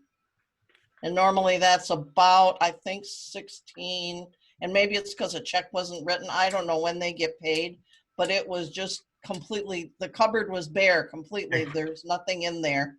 Actually, it's funny that you should say that, because I was just about to pick on Norm. That's something you have to look. You have to look at the real complicated one. Because it was 1 month. I'm sure Norm won't mind me saying this, but it was 1 month to where we're trying to find the line item where he normally codes. It's basically, you know, it's that contract that we have for security services. And it's timing. Right? That's all I'm wondering is if it's timing. No, actually, what it was 16,000 and Norm accidentally coded it to the wrong GL. So, Oh, all right, that's, and that's cool.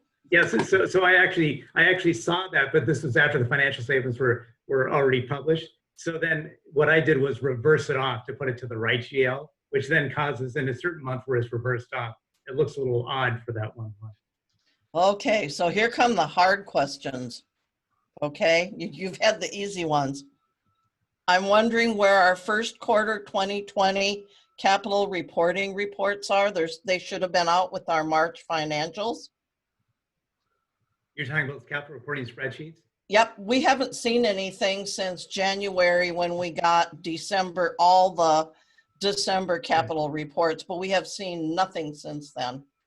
Yeah, Joe is actually going to go over capital reporting here, actually when I'm done with this. Okay, I'm just wondering where it is because it usually is, we usually have it in like the packet that I has know, our March I know financials. what you're talking about, Linda. And Then here comes the next one. I'm moving right along. When and how will the 2019 overage be applied to the surf loan? Well, right now at this point, so right now at this point, like, you know, backing up, the discussion was at this point, you know, with the whole with the whole COVID-19 thing, to just sit on the cash in case it was needed, so to speak. So that's the only reason why that's on hold at this point. Okay, but at It's just what waiting for point, the dust to settle in this situation. then I guess my question is, at one point in time, will we make sure we deal? That's all I'm just saying. I'm just looking at some of this stuff that we haven't seen answers for since the end of the year. You know that I'm a real nitpicker about, I don't think we should be looking at finances that are 2 months old. I think we should be looking at April numbers. Yeah, and But of course, that's you and me, and that's my nitpicking. But I just wondered when and how this is all going to be taken care of, because it does affect, you know, the long-term, the liability of that loan. Yeah, about that SERP payment, right, that you're talking about? Yep. Yeah, so as soon as the dust settles with the COVID-19 thing, then, so basically the only reason why it hasn't been paid was the decision was made to, you know, kind of like cash is king at this point in this situation, to delay that just in case that was needed. But like just in case the funds were needed. But as soon as that situation clears up, then that will be addressed next. And Okay, I just, like I say, this is just stuff that kind of gathers dust and nobody talks about it and nobody thinks about it. yeah, And it's just, you know, when you start looking at some of this stuff, I just kind of went back and picked it up.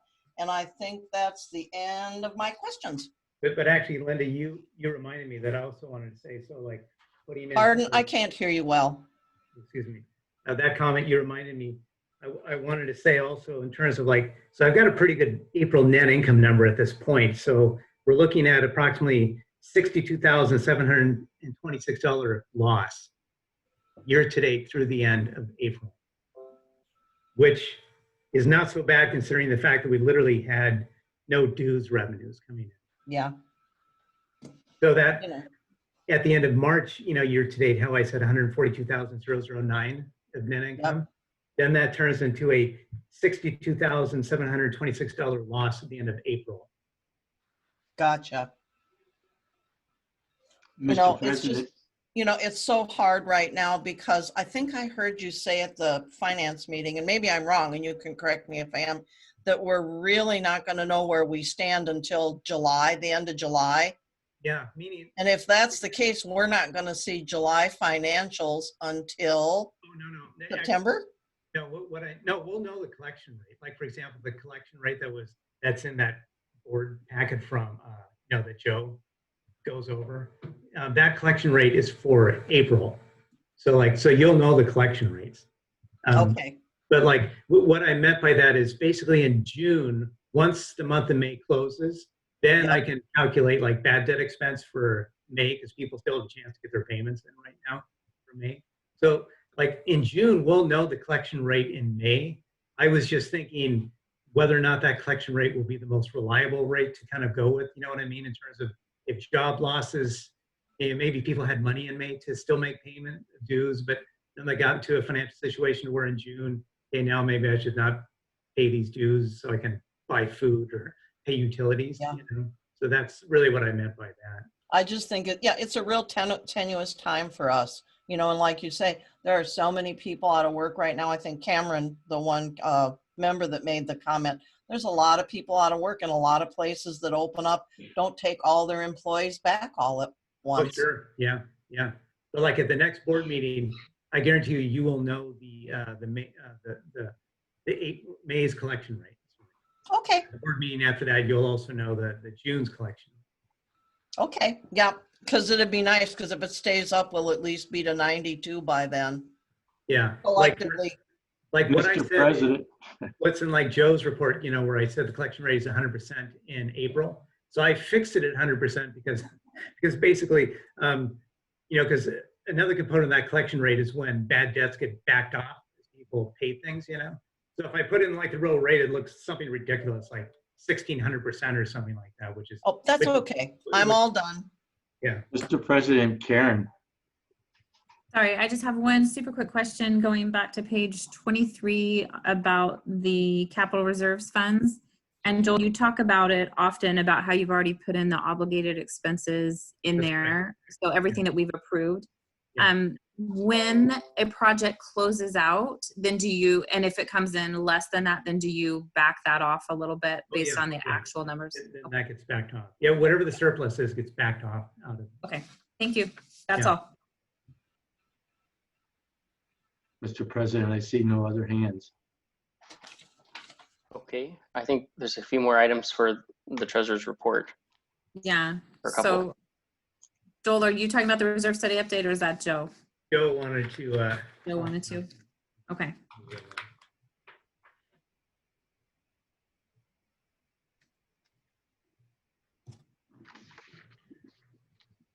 Hello, everyone. All right, just for SURF to give you guys a quick update, as far as what was approved for 2020 as A projects, which are still outstanding right now, is the emergency repair for Barn 8. That is a fund, that is something that you guys voted in case something happens. We have it there for repairs. That is still open and nothing has been taken out of that. The other A project right now are the tennis courts resurfacing. We have that opened. We started looking at bids on that, so that's an ongoing project. One of the A projects that we put on hold right now is the Marina Gate. We did get, we found some parts for that gate right now, and it we can push that off probably to next year or the year after. The parts should last that long. The other A projects that we have pushed off are some golf equipment. It's the three mowers and a truckster, so we pushed all of those off. Another truckster. So all the golf equipment that was above and beyond, we pushed that out. The only other two items on capital is a playground replacement, which will be decided by Parks and Recs, as well as tables and benches for parks. They're the only three, or the only items that we have open. So right now, if all those projects are completed, it is $205,826, which is set aside. How much again? 205. 205? 826. Yep. 826. We pushed stuff out. We've pushed stuff out, knowing that there, with what was coming down potentially down the line with COVID and funds. So the management, myself and management, went back and we reevaluated and felt that in these challenging times we can push some stuff. We'll try to keep them together better than we'll do what we can to keep them together. On roads, we have slated this year. You have Windward retaining wall that is getting ready to go to bid. We have money set aside for pothole repair, which is an ongoing thing. We did have a line item this year, 30 Fairway lane drainage. That was for $51,250. We did that project last year. Last year, with design and the design last year was slated to be done, and then the 51 for this year. And it was a total of about $83,000 for the whole project. We got it done for a little over 52,000, design and install. So there was that savings there last year. As the culverts go, actually we actually have a Windward Drainage that is getting ready to go to bid as well. Now the culverts that we had put aside for all of the design work last year, there was 5 of them. One of them, or actually 2 of them, are a little bit more complicated. And we had one slated for this year, which was culvert 25. Both of those are going to require some work from Lake Whatcom Sewer and Water. So what I did is push the one that was to be done this year to next year and do both of the ones that are going to tie up Lake Whatcom and do it in one engineering and one work with them, so that I don't have to keep going back to them. So I pushed that one off.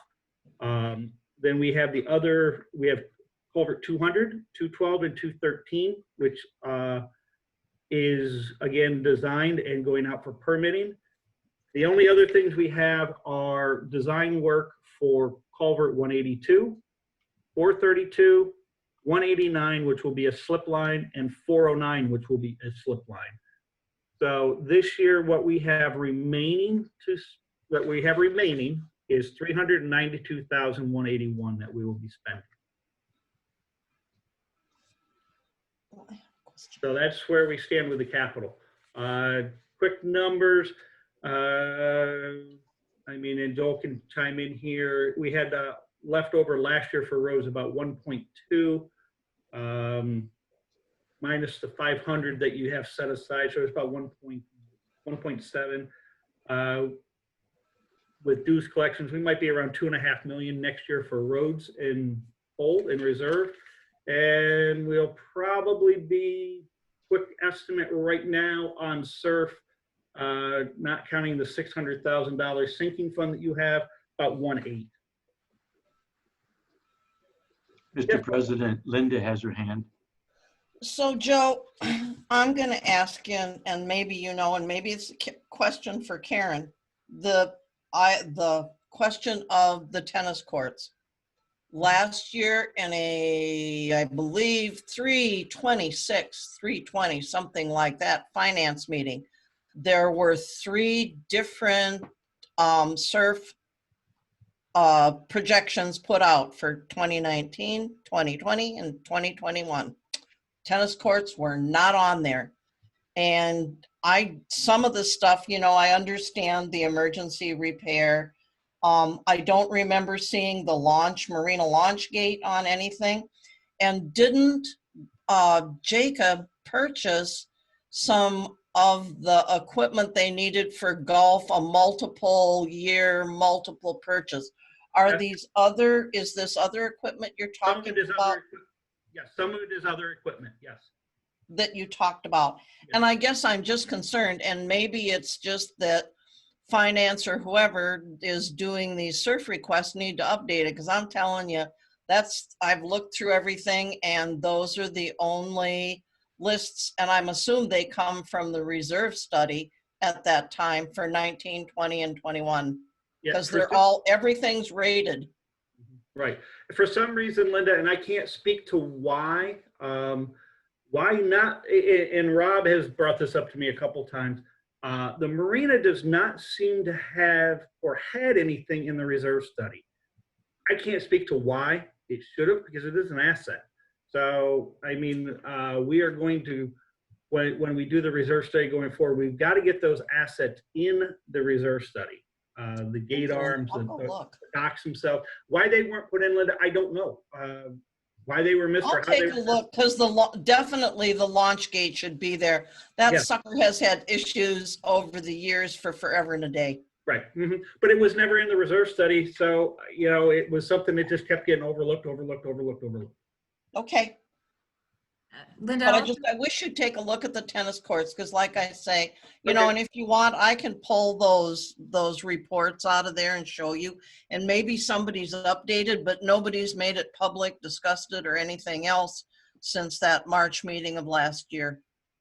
So Linda, I do recall having discussions with the finance committee last year about, so last year the tennis courts were rated as a B, but at some point during the year they were upgraded, even though we weren't going to do them in 2019. But the thought was around the budget discussions, I remember talking about how the tennis courts were thought to be they were anticipated to be one of the A-rated projects for 2020. So I'm wondering if there's been an update that you don't have and it's not online or whatever. So we'll work on getting the most up-to-date information out there. So we're all working off of the same assumptions there. Yeah, that works. And it should be on the reserve study too, if the tennis courts are there scheduled in the just few year time period. It's going to be in that reserve study, which already is there, that spreadsheet. Okay, sounds like those are all my questions. Mr. President, I don't see any hands. Okay, we'll move on to the final piece of the treasurer's report. So the calendar, I don't know, Joe, if you want to have any. Yeah, go ahead. Okay. We can kind of tag team this one. Sounds good. So for those of you that were part of the budget discussions last year, the way that we did it, which was new for last year and we thought it worked really well, was the managers come and present their budgets over a couple of nights back to back, first to the finance committee, and then the finance committee has a chance to meet and talk about those and put forth some recommendations.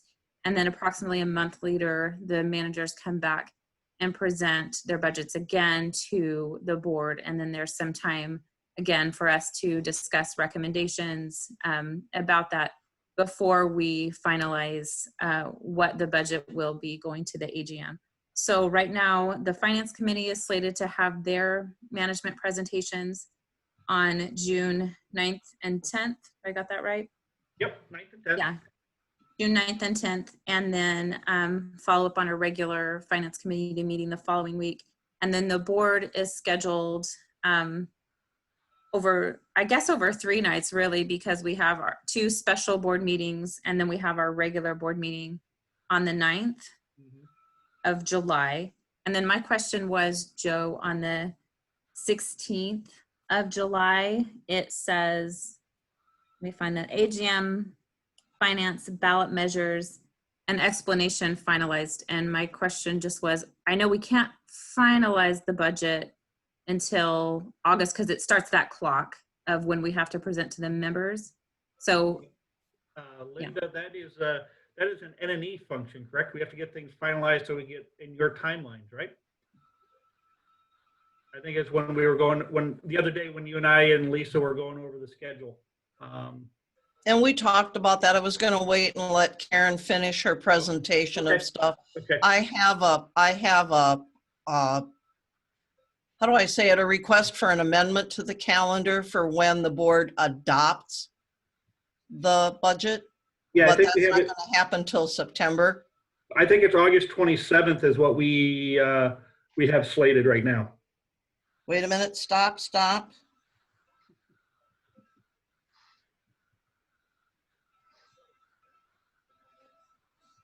Oh, help. Because we were talking about that and we didn't think September would be soon or would be too late.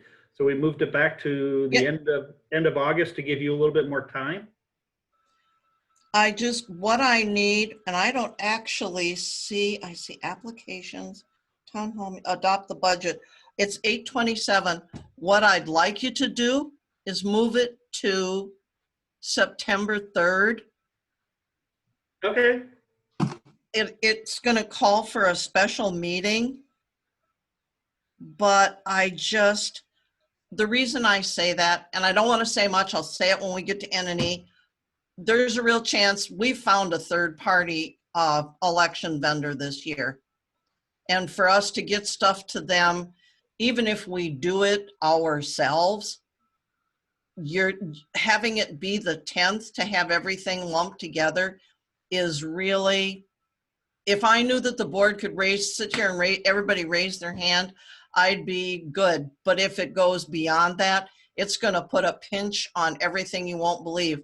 So I would love to at least have the board try for September 3rd. Just, it would be a special meeting, if nothing else, just for the adoption of the agenda. It fits in all of the boxes that need to be clicked for 30 days after adoption, because the way things are, stuff's going to get mailed out the end of September or no later than October 2nd, which is within the guidelines of the 50 days before the Linda, hey, before Linda, the AGM. But anyway, I don't want to go long, but I would really like to have the board consider that. I got a question. Is September 3rd enough time for you? I mean, because I can't hear you. Is September 3rd, does that give you enough time? I mean, It's gonna, I have plans for the candidate information. With Labor Day ending as late as it does this year, it gets to be ugly.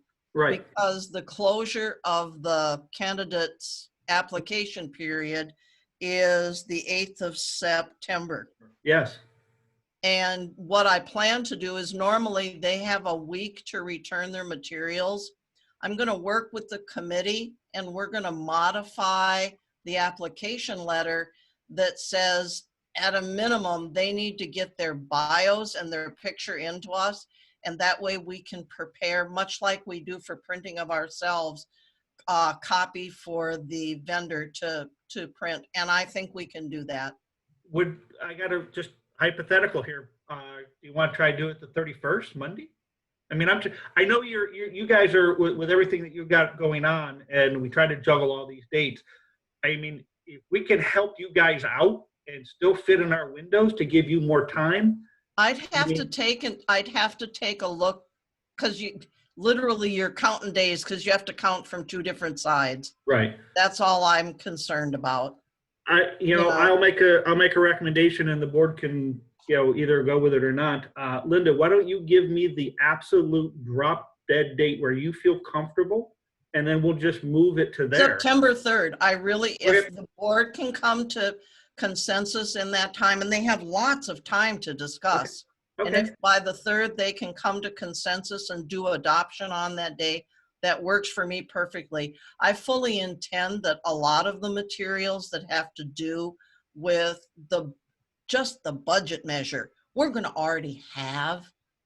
I might not have the final tables and that thing, but there are all of the information we have to send on the reserve study that's just huge, that I know that Joel can have prepared way ahead of time. And you just already put it on a page. Well, as I said at our meeting the other day, I mean, this and budgets are the two most important things. So yep. Whatever we need to do, I mean, collectively, with Lisa and you and N&E, we're definitely here to help you and make sure that everything flows smooth. So. Because initially the vendor that we're working with, I had told them they could have stuff by the 9th or the 10th. I can make that happen as far as the candidates are concerned. And it's just leaving instructions, and always put ads in the views and stuff that this is what's changed and this is what you need to do. It's just a matter of informing people. So that's why if we could get this done on the 3rd, it leaves us a little bit of wiggle worm if there's some problem at the very last minute. That's perfectly fine with me. Okay. Karen, what's your? Yeah, that's fine. I just want to make sure that we work with N&E, and hopefully by that time we will, like you said, we've had tons of time to talk about the budget and stuff. It should just be a matter of finalizing it, and we shouldn't be reworking at that point. With that in mind, this July 16th meeting, I guess, should we leave it as needed meeting, or is it as needed? Okay, so that's kind of an optional. If we feel like there's a lot to be discussed, we'll take it. If not, maybe we back off some meetings. Okay. Should we have a formal vote on this calendar, or just go? I mean, what's the comfort level there? Is it best to adopt it I think the finance committee, I believe we actually did vote on it just to say we agreed. I'm just kind of looking. Then I for- guess I'd like a vote of the board. We can wait until, if everybody wants to look at things, wait until the 11th and bring it forward then, since it's not really on a voted item. Sometimes I end up bringing it forward separately to have it voted on, but we should definitely finalize it. Okay. What's everyone's comfort level? Would you rather have some time to look at it over the next couple of weeks and then come back and make sure we're all good with it? Or does anybody want to feel like we need to move forward with a vote on approving it tonight?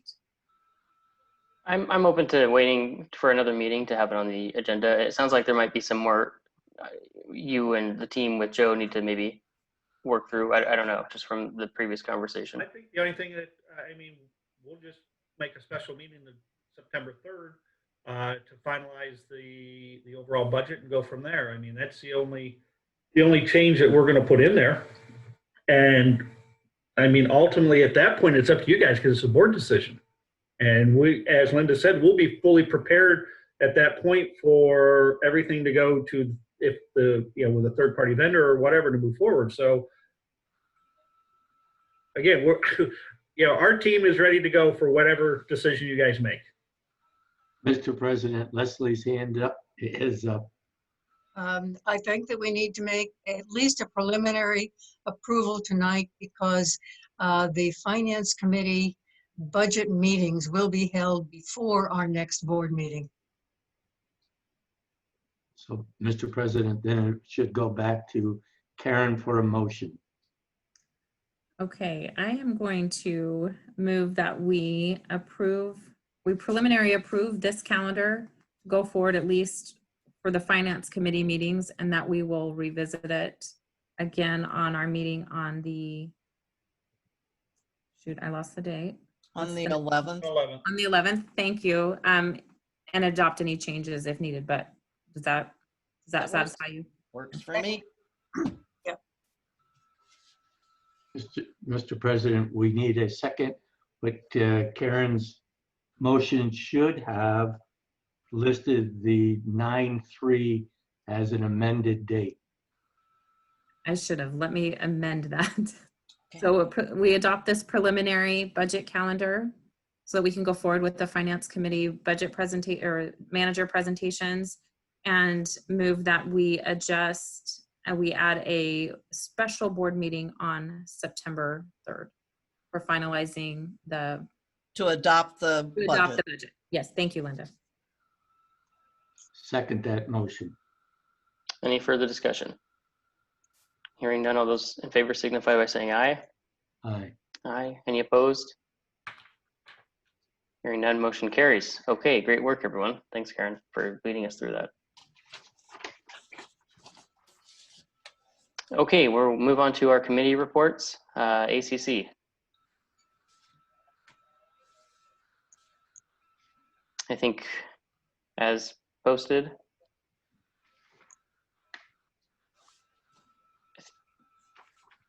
Okay, Communications Committee. You're muted, Rich, you're muted. I think he was trying to talk. Oh, my apologies.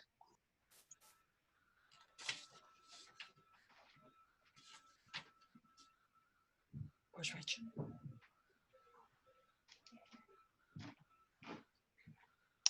You're still muted, Rich. Can you give us a thumbs up if we're ready to move along? Otherwise, please unmute yourself. Yeah, we're good. That's submitted. Sorry. No worries. Thank you. Okay, Communications Committee.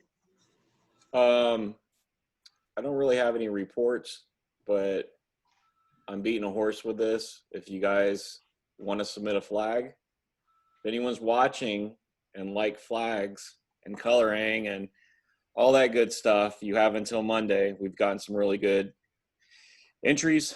There's some really unique ideas out there. So yeah, it's a good way to participate in a really simple community little happening. So if you want to take part, please email or visit the suddenvalley.com/flag, and it has all the instructions there. Thank you. Josh, are board members eligible to submit a flag? Yes, they are. I really want to, but I'm staying out of it. So That was my second question: is if we can enlist an experienced designer to assist in development. I don't of think the- anyone's ready for a raccoon on a flag yet. So Josh, he's a professional designer. That wouldn't be fair.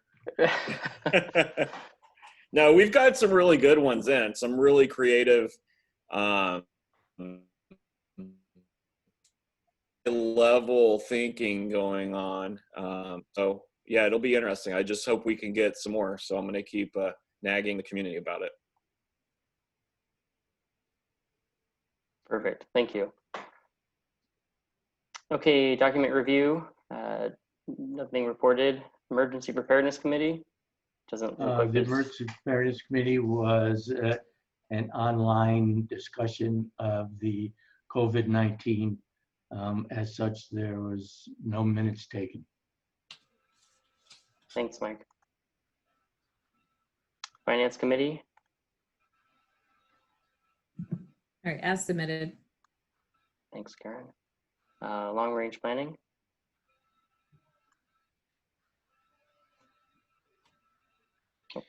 I have two long-range planning member approvals, looking to bring Steffi Jones on board to replace Whitney as the board member, and reached out and staff has vetted Elise Rylander to join the committee in replace of Jerry Pate, who resigned. Approved by acclamation. Can I ask a question? Mr. President, was that a motion? I believe we do need to, well, I think in the past we've done it by acclamation, so. Yeah. We still need a second, and I'll second Josh's, AJ's motion. Any further Mr. discussion? President, we have two hands, Leslie and Karen.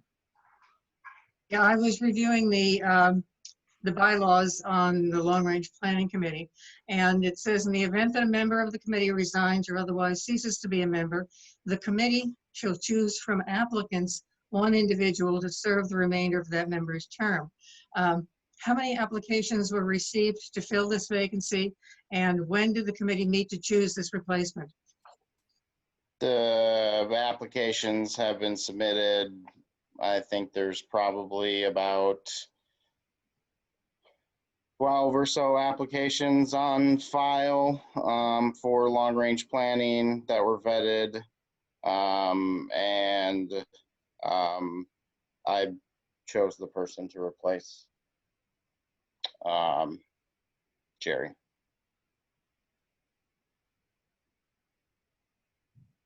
Mr. President, Karen. AJ, does long range planning have terms now? I know going into this, you have you guys selected them, or is this kind of a one-term thing and you'll do again like this year? Or is this, I guess what I'm trying to say is, are they filling a specific term? No terms have been assigned. The committee tabled that discussion at the last meeting that we had. I have canceled the last two meetings that we had scheduled due to the COVID stuff. And I was particularly busy working through some work and parenting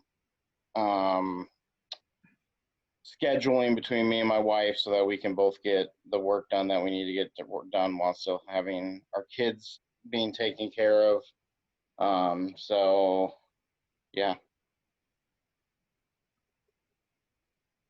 So there's not terms. I had planned to bring it up as an agenda item on when we have the next meeting in June. Okay.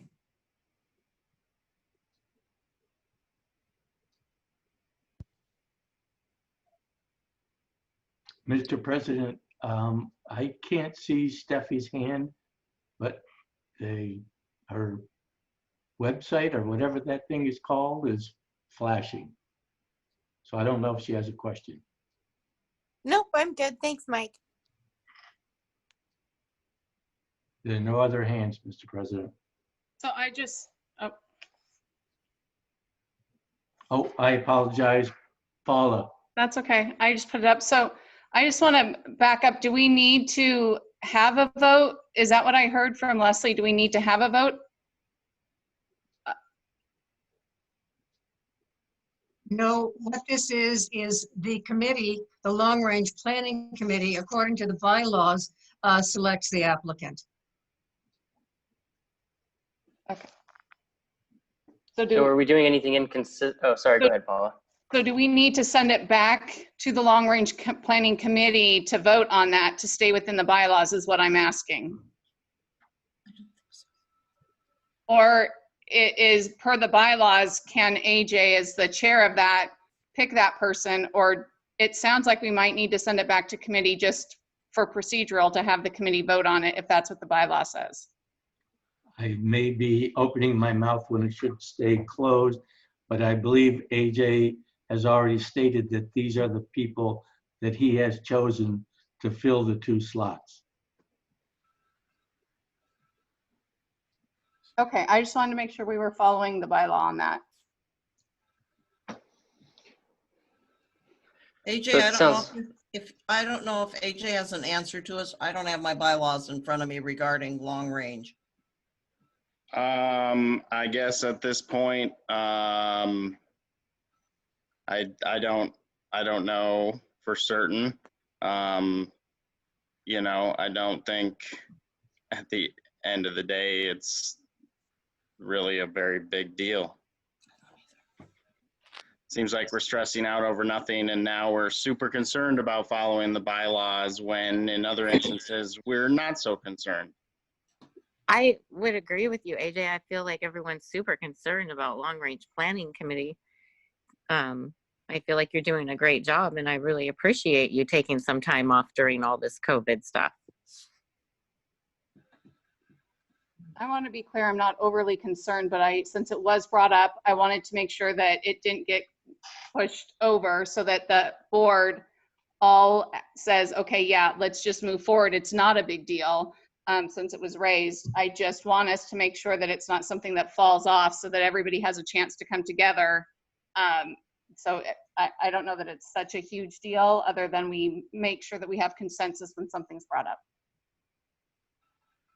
Well, then maybe we should just then, I guess, rather than vote, is there a consensus of the board to accept Steffi as the new board member on there? And I think Elise Rylander as the member replacing Jerry Payton. If I may, Linda, I think that's for Andrew Entrikin as a president to bring up. Can I add real quick? I believe we can at least vote on Steffi. I don't think that there's any committee requirement for the 2 board members. That would be the board's decision to make, not a committee recommendation. Does that follow with your reading of the bylaw, Leslie? Yes, this it doesn't speak to the selection of the 2nd board member. What I was reading had to do with selecting a committee member, a community committee member. Leslie, would you mind reading that whole paragraph out loud for everyone? Okay, it says, in the event that a member of the committee resigns or otherwise ceases to be a member, the committee shall choose from applicants 1 individual to serve the remainder of the member's term. So how does that sound to you, AJ? We can approve Steffi as the board member to replace Whitney. And do you want to take it back to your team just for following process? Seems like a waste of time, but if that's what the board makes the motion and decides on, then fine. Mr. President, Leslie. I move that we accept by acclamation both the committee member and the 2nd board member for long range planning. I'll second that. Any further discussion? Hearing none, all those in favor signify by saying aye. Aye. Aye. Any opposed? Hearing none, motion carries. Thank you. Okay, now we're on to N&E. Haha, well, here it comes, folks. Come the 11th, you're gonna get some materials. The committee met last night and we have selected from 4 applicants a third-party election vendor. We cannot vote online this year. It's not them, it's us. It has to do with requirements of our bylaws. And until some things are changed, there won't, both of the 2 companies that were the 2 finalists, both of them do online voting, but we can't do it the way we're organized. But we want to move forward in the fall with this third-party voting vendor. I would like to send you all material. I don't know how, you're gonna have to tell me how far ahead you want it. I have a meeting with one of the people tomorrow to get a final real hard quote with finalizing some numbers that we discussed at our meeting last night, and send it to you, because on the 11th, I would like you all to be ready to look at all this stuff and just give a blessing. I think with the uncertainty of the COVID, to expect that we're gonna put 20 people in the multi-purpose room to count ballots is just beyond. And I think that we've worked really hard. The whole committee has worked really hard, and we've used Russ Harlan to help us, who probably, I would say, knows more about elections and voting than I've ever forgot. I've never met anybody that knows as much as Russ does about elections. It's really good, and he can explain things to us. I think it's a really good step for the Valley, but like I say, on the 11th, I will bring something forward to you. What I guess I'd like to know from you guys is, what would you like to see and when an informational package? Mr. President, AJ has his hand up. I guess for me, I would like to see it come in just how Joe would bring bids in for a construction project. Like to see all of our bids from our vendors and your recommended vendor then. I guess that would be my preference. That way we can kind of see, even if those other ones, you said they didn't really fit our thing. There's a reason that, for example, the reason 2 of them were disqualified has to do with the mail-in ballots, because they won't be coming to the mailing address of the association anymore. When you hire a third-party vendor, they have a post office box. And the 2 vendors that we have, the vendor, in fact, that we have selected, their ballots will go to California. The other 2 were both in New York State, clear across the country. And that kind of was, we thought to ask members to mail their ballots clear across the country was going to be a no-starter. Okay. You know? Yeah. Okay, and that sounds so good. that's why Yeah, we I'd just like to eliminated see them. all the I'll be different happy to I'll be happy to provide you with the 2 that we continued forward with and looked at their bids. You know, the company that we selected is out of California. They're currently traveling all over Colorado. They have lots of clients in California, which has Sterling Davis, which is a requirement of large association. You know, if you're an HOA, somebody has to do your elections. You can't do them in-house like we do. It's a no-no. But we're just really confident with these people. I think when you look at their materials, you're going to see how concise they are. I think they are a company that we could continue forward with for years for stability and just take some of this away. You know, about the biggest thing that's a thing for me now is we still have to have the drop box, because our bylaws say you either mail them in or you deliver them. Well, I got to have some place for them to deliver them, but that's something, these are bylaw amendments that we're kind of talking about making, but definitely I would expect to have a discussion and an answer from you guys on this whole situation on the 11th. Mr. President, we have a hand up with Leslie. I had a follow-up question, just real Mr. quick. President, we have a hand up with Leslie. Okay. And how does this affect our timeline for, especially the day of the AGM, for people picking up ballots in the morning and then dropping them off and so forth? And is there any concern about ballots not reaching in time for the 4:30 deadline on the Friday? They will, how do I say that? They will collect their ballots on Friday whenever they come to their post office box. They will be here for our election. If I understand these people correctly, the ballots all will not be opened until they get here, and they will bring them with them. We will collect the ballots. We get here and lock them up like we do now, and then give them unopened ballots to them to register. They have the ballots themselves. I wish we weren't in this because it's taken a long time and Mike's going to kill me. They have machines that do the voting. They don't count like we do. Some of these machines count at 900 ballots a minute. And from what I've understood, they can bring their materials, if we're even allowed to have an AGM in November. They can set up on the stage. They can bring the ballots up there, and the count can be done in front of the membership. Interesting. Yep. Mr. President, AJ.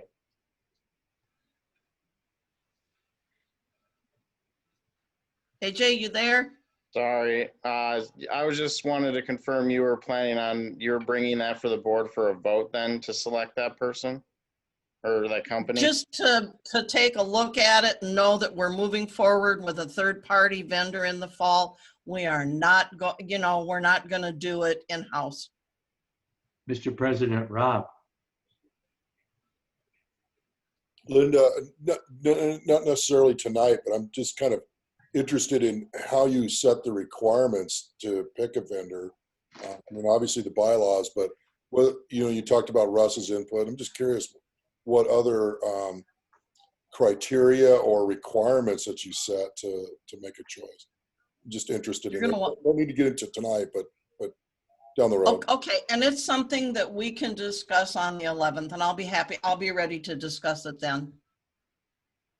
Unless you want, I can give you a partial answer tonight, but like I say, Mike knows I'm going on, and I try not to do that, but this is kind of exciting for me. Oh, it's great. No, you don't need to get into deep dive tonight or even deep dive on the 11th.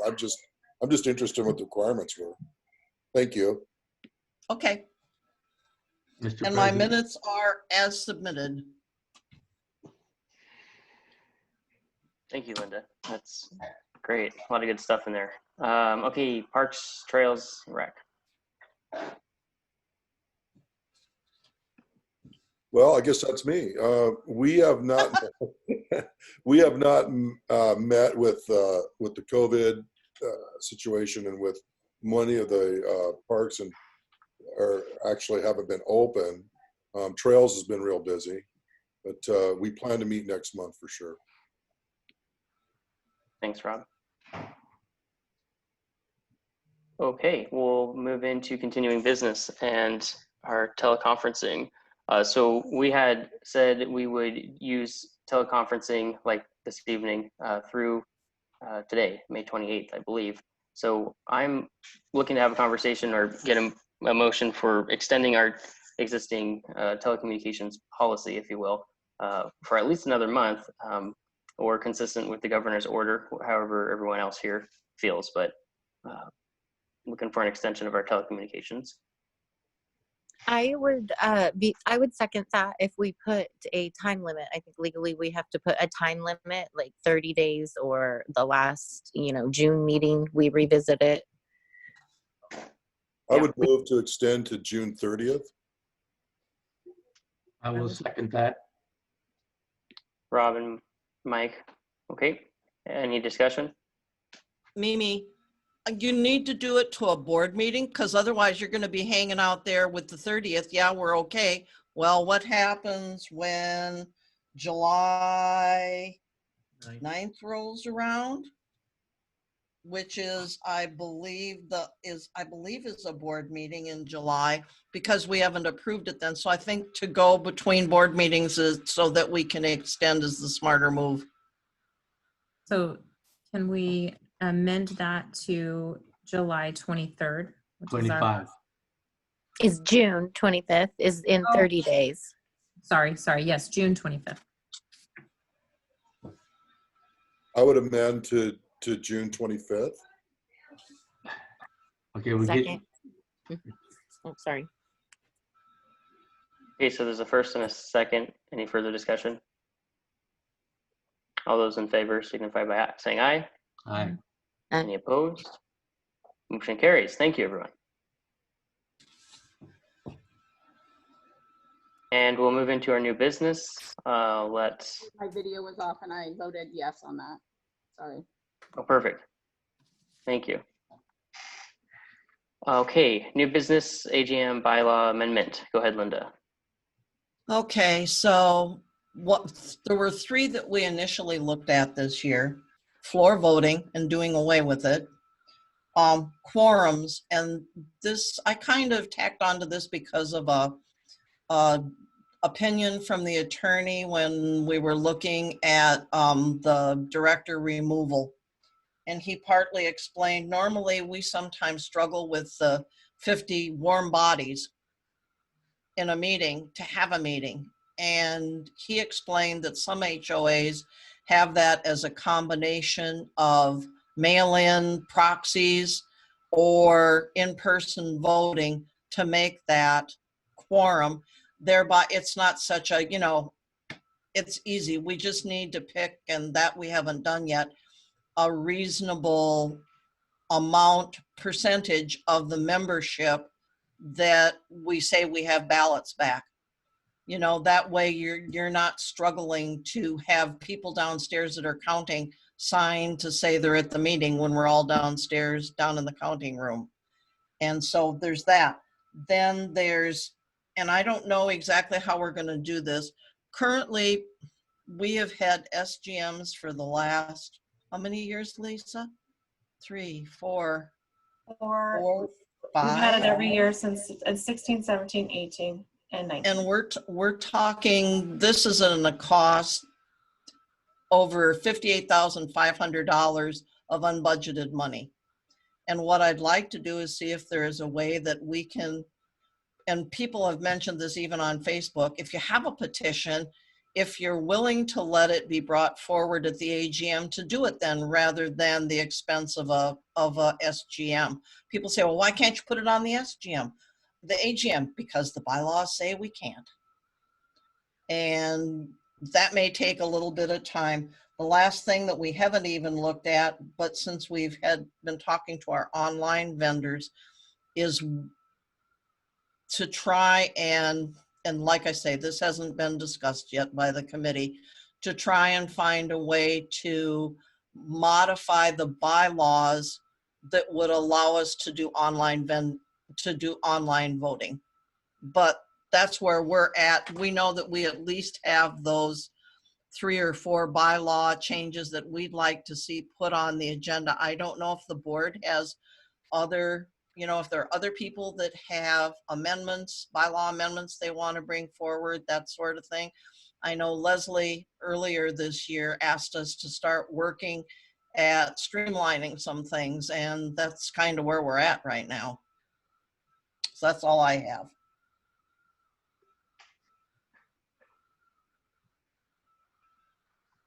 I see no hands, Mr. President. Okay, thanks.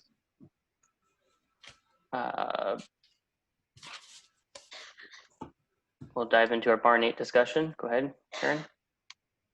Okay, so this was kind of a discussion that started in a finance committee meeting, and it's not necessarily about what to do with Barn 8 itself, but just how do we get to the point where we can make a decision. And the finance committee asked me to bring it to the board, so we had some clear direction around that, and maybe we can get some timelines along who owns this process, when can we expect to kind of have some information so that we can make a decision. I obviously know that it's not going to be this budget cycle, but could it possibly be next? And then maybe we can have, you know, future discussions about what does the board really need to be able to make decisions going forward. So right now we know we have repairs that need to be done with barn 8, and you know, there's feelings that we should just go with that and just make only the most necessary repairs, and then there's others that feel like it's going to be more extensive than that and we should look into replacement. And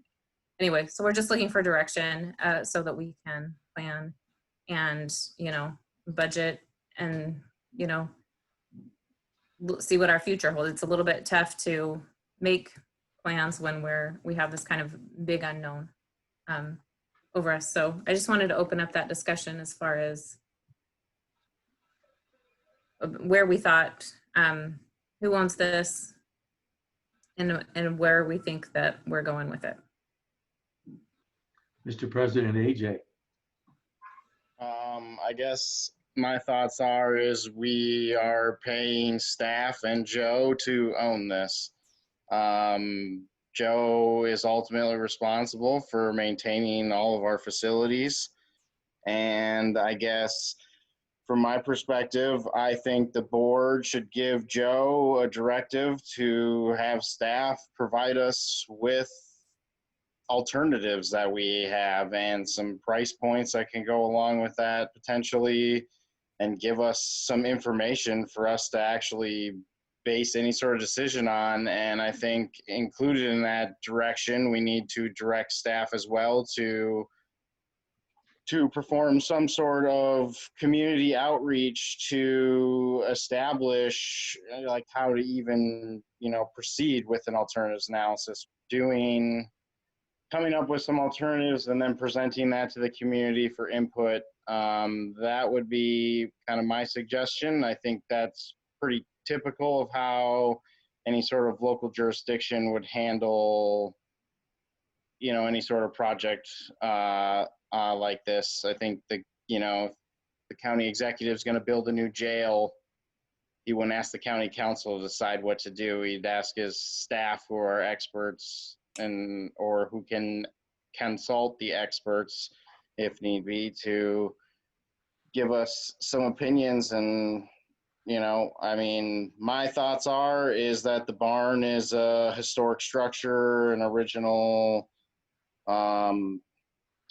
structure from the original ranch that lived here, and we should try to preserve that history in Sudden Valley. And if we really think that we need a new building, then we should look maybe at coordinating that with the tear down of barn 6, and maybe we can build some sort of smaller structure, you know, to move things like the gym out of the barn. You know, things like the gym are high electrical loads.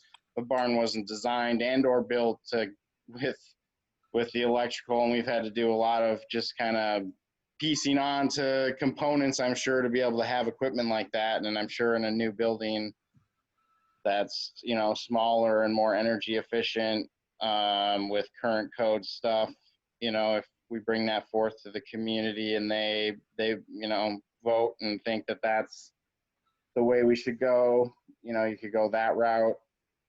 But I think at the end of the day, I think it falls on, we should ask staff and direct them to give us those options. Otherwise, what are we? We're just having committees decide. Like, I mean, committees are just volunteers. We're going to have to utilize staff to do that work anyway. So I think, you know, whether it's long range planning or a finance committee or just the board as a whole, or I don't know that any other committees really pertain 100% to that type of discussion. But that would be my thoughts. Mr. President, Leslie. I think that actually what the Finance Committee is asking for is not a bid on how much, you know, what we want to do with the new barn, build one or something, but just kind of a policy decision on should a new barn be, a replacement barn be in the reserve study, or should we just, because we haven't decided yet whether we want one, should we just continue to project how much the improvements are going to be, how much the replacements, et cetera, et cetera. And we already have had input from engineers on whether this thing is going to last or not. And it's kind of, there's no real decision on that. In fact, it's kind of, that a decision that came from the engineers was that this thing could last for several more years. And therefore, it doesn't belong in the reserve study to be replaced either this year or next year or the year after, because we haven't decided that yet.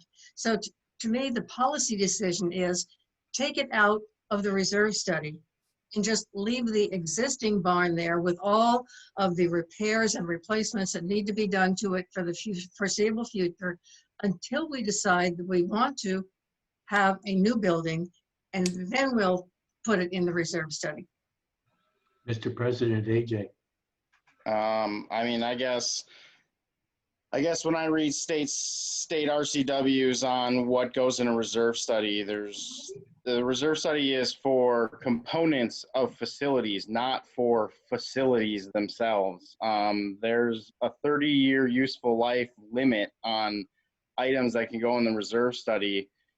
Pretty confident if we did nothing to that structure of the barn, it would still stand for another 30 years, just like barn 6 is still standing there, even though the wind could probably blow it over at this point. You know, and so it should have never been put in the reserve study in the first place. My non-legal opinion contends that we broke the RCWs by doing such. I'm still kind of concerned as to, and would like to hear from our reserve specialist who did that, his thoughts on that matter and why he decided to stamp a document that maybe it was like that.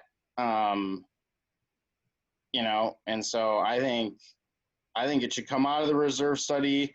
I think we should be putting back into the reserve study the components from barn 8 that were there in the 2018 reserve study that said that and we should put them back with the dates that were put on there. 2012 was when the exterior of that barn was supposed to be redone per the reserve study.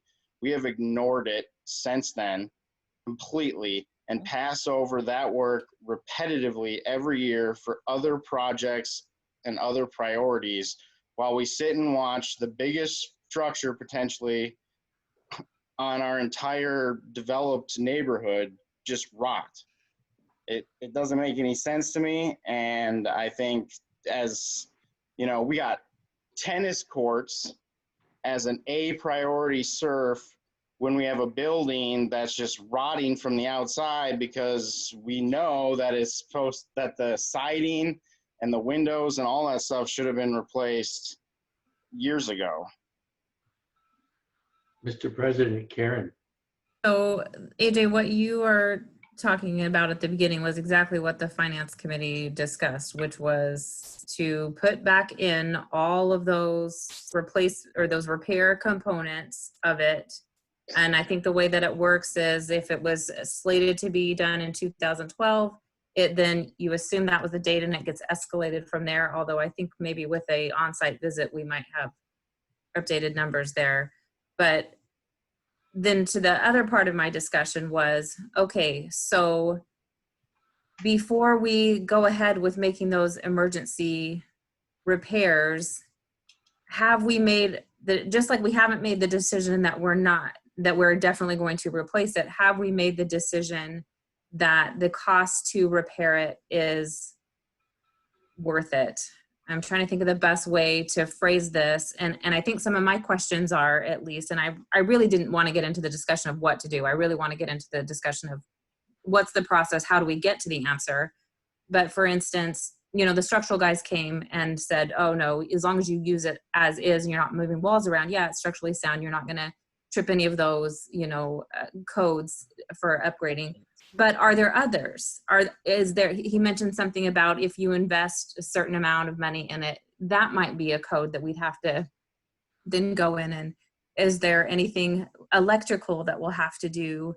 You know, if we, I guess the question is, do the amounts in the reserve study accurately reflect what the actual cost is to repair that building and keep it useful? And then what is that cost over the next 10, 15, 20 years?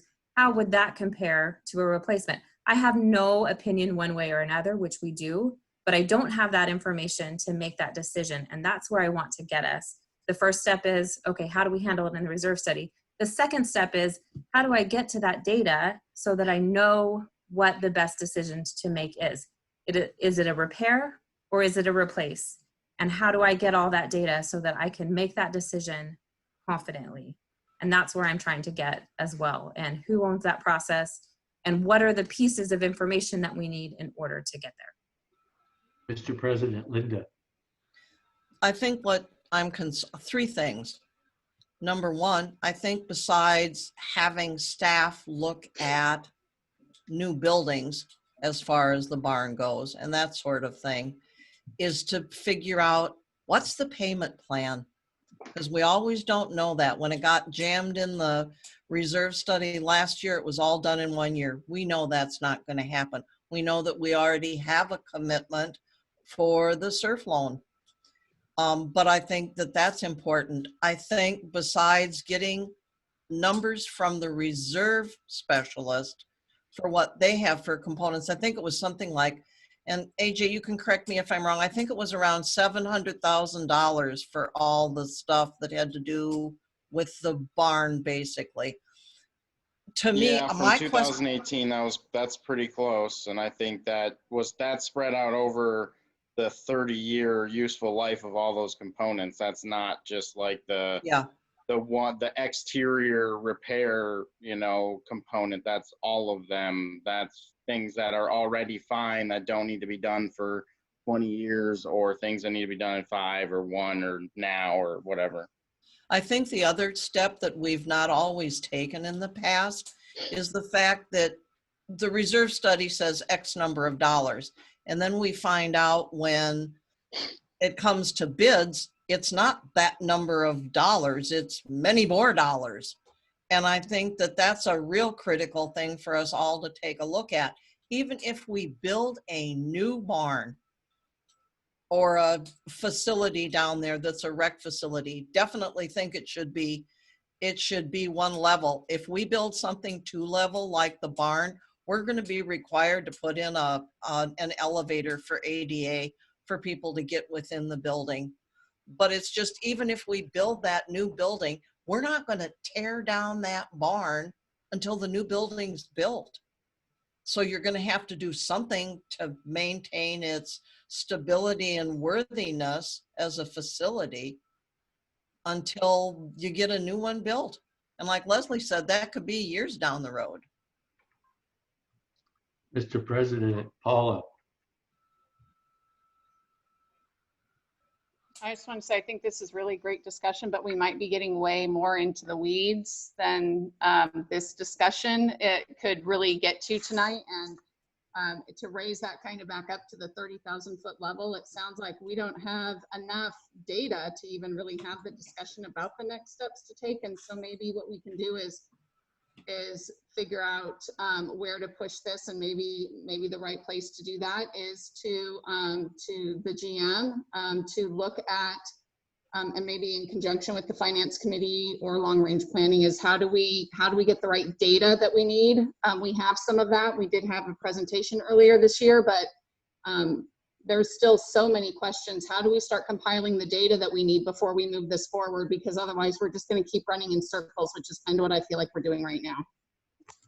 Mr. President, Josh? Yeah, looking at everyone, we don't have Ken's Cozy Kitchen right now, and I can tell everyone needs some coffee. So we're just kind of going in a big old circle here. But AJ, I'm sorry to dump this on you, but I think your committee needs to take the lead on this. And if you want to reach out to staff and work with finance or whatever kind of collaboration can take place, but I think you own this. And I think that's, you guys have the ability to reach out to the community with surveys. Heck, you can collaborate with, the communications committee and start getting some of those nitty gritties, but I don't think we need to get into that right now. That's just my opinion. Mr. President, AJ? Yeah, I mean, I'm more than happy to work with Joe and trying to implement through this long range plan that we're creating right now.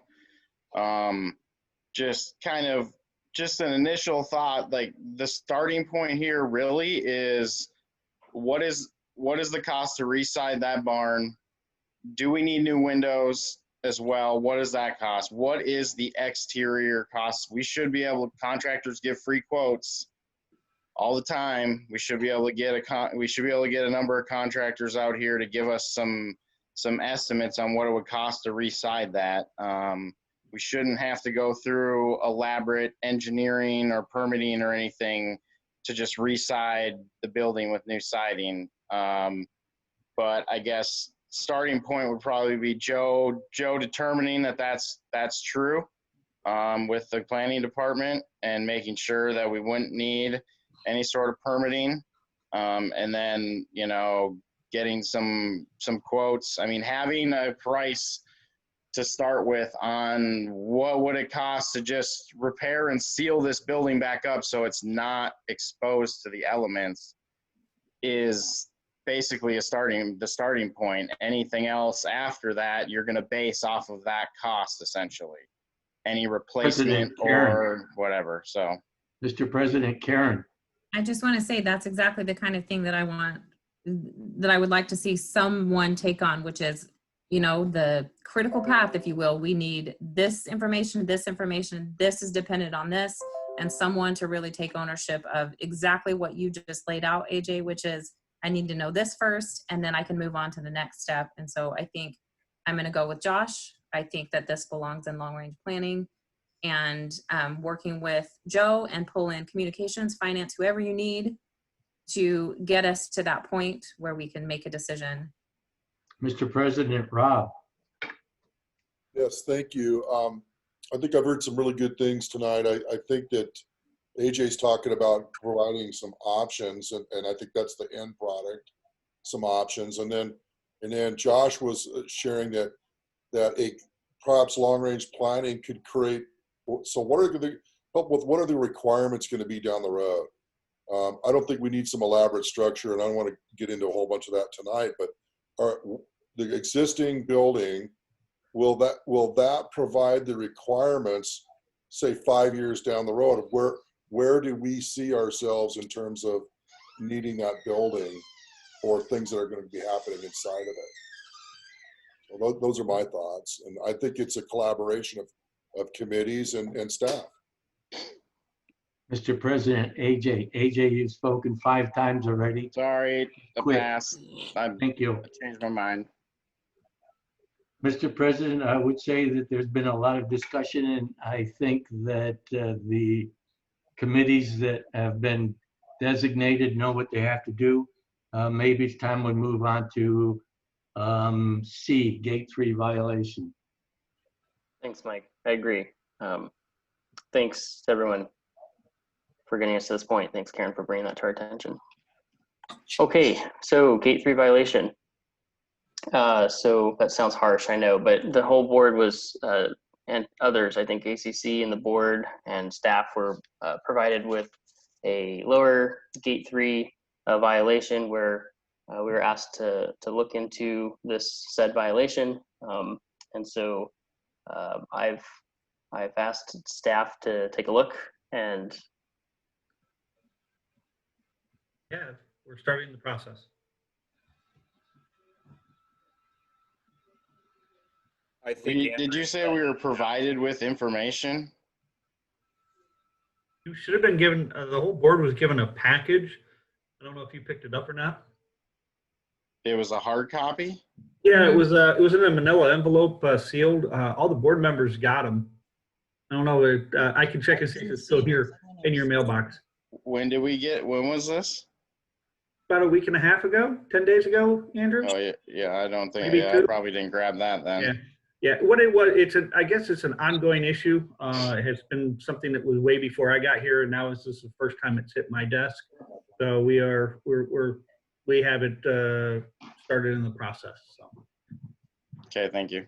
All right, that makes sense to me now because I asked you about this, Joe, and you're like, it's in your package. And I'm like, I've only seen some email that you guys briefly talked about. So it would have been nice if someone gave me a heads up when I was. AJ. I thought mail is like kind of off limits now since there's COVID and stuff. So No, Josh, you're in here like every other day. So I mean, you should have had your package picked up. I know. I think I have a cot set up down there. You do. All right, I don't think I've eaten at El Agave since you guys dropped that off. So okay, haven't been over to that side of the valley yet.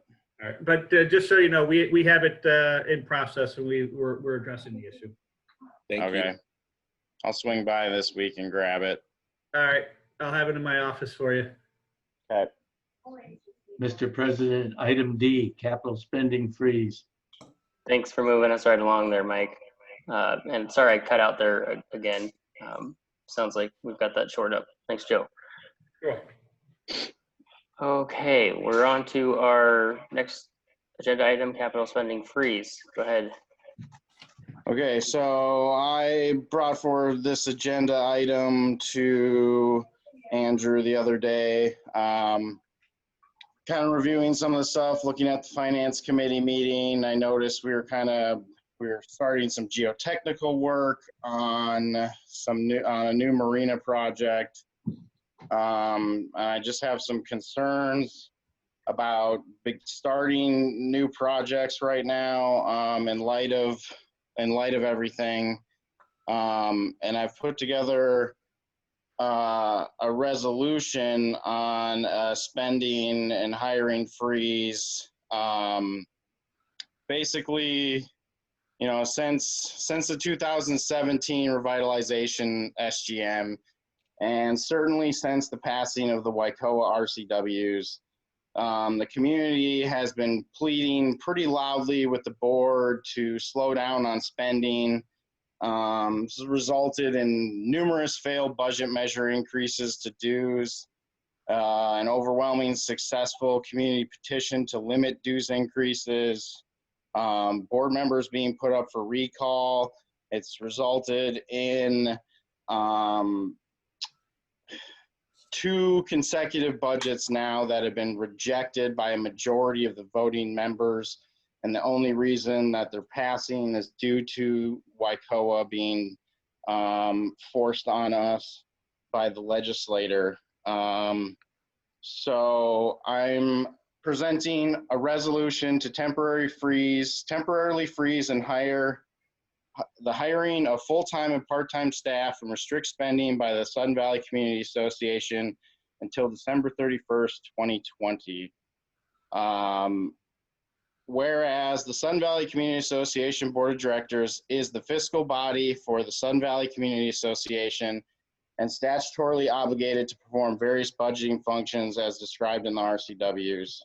Whereas the association is expected to experience short and long-term revenue reductions due to the economic impact of global novel coronavirus 2019 or the COVID-19 pandemic. And whereas COVID-19 has already resulted in unanticipated unbudgeted expenses for the association, such that on March 16, 2020, the SVCA board president and treasurer issued a declaration of emergency waiving member dues and assessments for April 2020 and late fees waived through July 2020.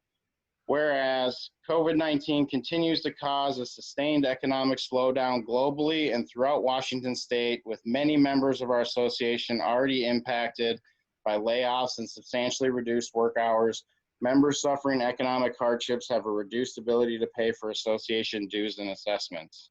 Whereas the extent of the revenue reductions and increased expenses caused by the COVID-19 pandemic and economic shutdown is not fully known at this time, but the SVCA board wishes to take immediate proactive steps to mitigate the negative effects on the association, our employees, and our members. Whereas one certain and prudent approach which can be taken to protect the association is to adopt a temporary spending and hiring freeze until December 31st, 2020, in order to maintain personnel costs at current levels or reduced levels by not filling vacant positions and freezing all salaries and wages. And whereas it is the hope of the SVCA board that a temporary hiring freeze and pausing certain capital projects can mitigate the need for more aggressive budgetary measures. And whereas ensuring fiscal responsibility, public safety, and fairness are among the SVCA board's most important objectives.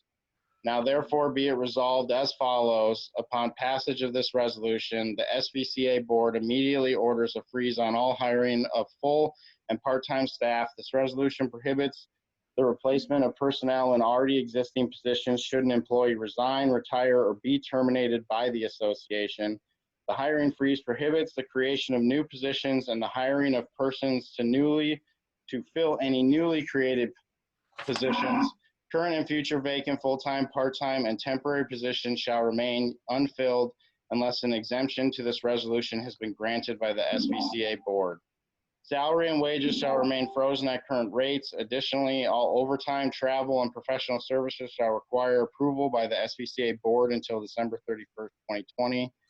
The SVCA board wishes to treat every department fairly and with uniformity. If a department believes the vacant position will cause public harm in the positions remain unfilled, or the position is necessary to maintain vital association services, a formal exemption may be requested during a duly called meeting of the SVCA board by the department manager. Be it further resolved, the board for any capital project already underway will remain intact. All other projects are to be removed from the 2020 budget. The SVCA board will allow the general manager to bring forward capital construction funding requests for the 2020 construction season for any project that is currently being designed with capital funds. The SVCA board recognizes that monies have already been obligated for certain capital projects and that other ongoing capital projects may require additional capital funds to be completed. The SVCA board also recognizes that delaying construction on projects that are currently ready for construction may just increase the cost of the project. Operating budget expenditures shall not exceed the appropriations authorized by the ratified 2020 budget or actual funding sources, whichever is less. Any increase in appropriations in any department, whether through a change in anticipated revenues or through any transfer of funds, shall require the approval of the SVCA board. Any authorized transfer of appropriations shall not be used as an alternative to the normal budget process and are intended to be used only when necessary to facilitate the orderly management of projects and/or programs. Transfers approved under these authorities may not be used to change the approved scope of the objective of any capital project. The SVCA board has weighed the advantages and disadvantages of a temporary spending and hiring freeze and has determined that such action is necessary in order to protect our employees, our members, and the Sun Valley Community Association. This resolution shall automatically expire on December 31st, 2020, unless renewed prior to that date by the SVCA board, adopted this day on 28th day of May 2020 by the Sun Valley Community Association Board, Bellingham, Washington. Mr. President, Leslie. This resolution wasn't received by the board until late this afternoon, and we really haven't had sufficient time to review it. For this reason, I move to table further discussion until the end of June board meeting, when we have had an opportunity for the Finance Committee and the staff to review it. Second. Wait. Discussion. Actually, there was not a motion on the floor, nor was there a second to a no motion on the floor. So therefore, the discussion is not warranted at this point. I made a motion. No, you didn't. You made a Yes, I did. I made a resolution. You read a resolution. You did not Therefore, make a it be motion. resolved is my motion. A motion. That's how it works. A motion to table takes precedent. That's fine. But I just wanted to be known that I made a motion. No, you didn't. To do this. Oh Yes, my I God. did. I brought forth the resolution, which is a main motion per Robert's rules. Yes, it was. I've looked into this, Mike, so I didn't just come in here and just spitfire this at you guys. Okay, let's have some order here. Yeah, let's have some order here. So it sounds like there is either a first or second motion, which is the second being Leslie's And motion. neither one of them have table. been seconded. And I heard a second from Karen. And then I unmuted myself to say any further discussion. Is that what everyone else understands? That's. A motion to table has no discussion. Get Yes. out of this. Okay, all those in favor signify by saying aye. Any opposed? One Me. opposed. Okay, Me, no, and Steffi. 2 opposed. So the motion does carry. So we will revisit this at the end of June meeting. Can I make a comment, or is that totally inappropriate? Totally inappropriate, apparently. Yeah, why don't we get to comment or discuss? Yeah, you're right. You're right. It was. No, it's dead. You can't talk about it, Karen. Leslie killed it. I know. I'll send you a message separately, AJ. I had something I wanted to say to you about it. Well, I was hoping we could at least have a discussion before we tabled it, but here we are. You're in timeout, AJ. Cool. I will send my, yeah. Okay, are we ready to move into our property owner comments? There was a motion made and we've decided as a group majority to move this, table this discussion for this evening. Sorry about that, AJ. Okay, so we'll move into our property owner comments and board response. What was coming? Yeah, if anyone in the audience would like to join us for property owners comments, there's a raise your hand feature in Zoom. And if you're calling in, you can press *9 on your phone, and that should have the same action as raising your hand. I've got Nancy here. I'll bring her in and just give your name and address. And there you go, Nancy. Thank you, Nancy Allianat for Sandalwood Circle. Could we have a recording of the Finance Committee, the next 2 Finance Committee meetings in June posted? I know you missed the one on May 20th.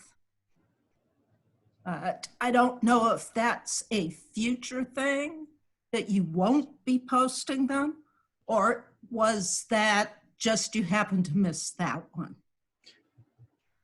I can probably address that. That was a technical error. I apologize, Nancy.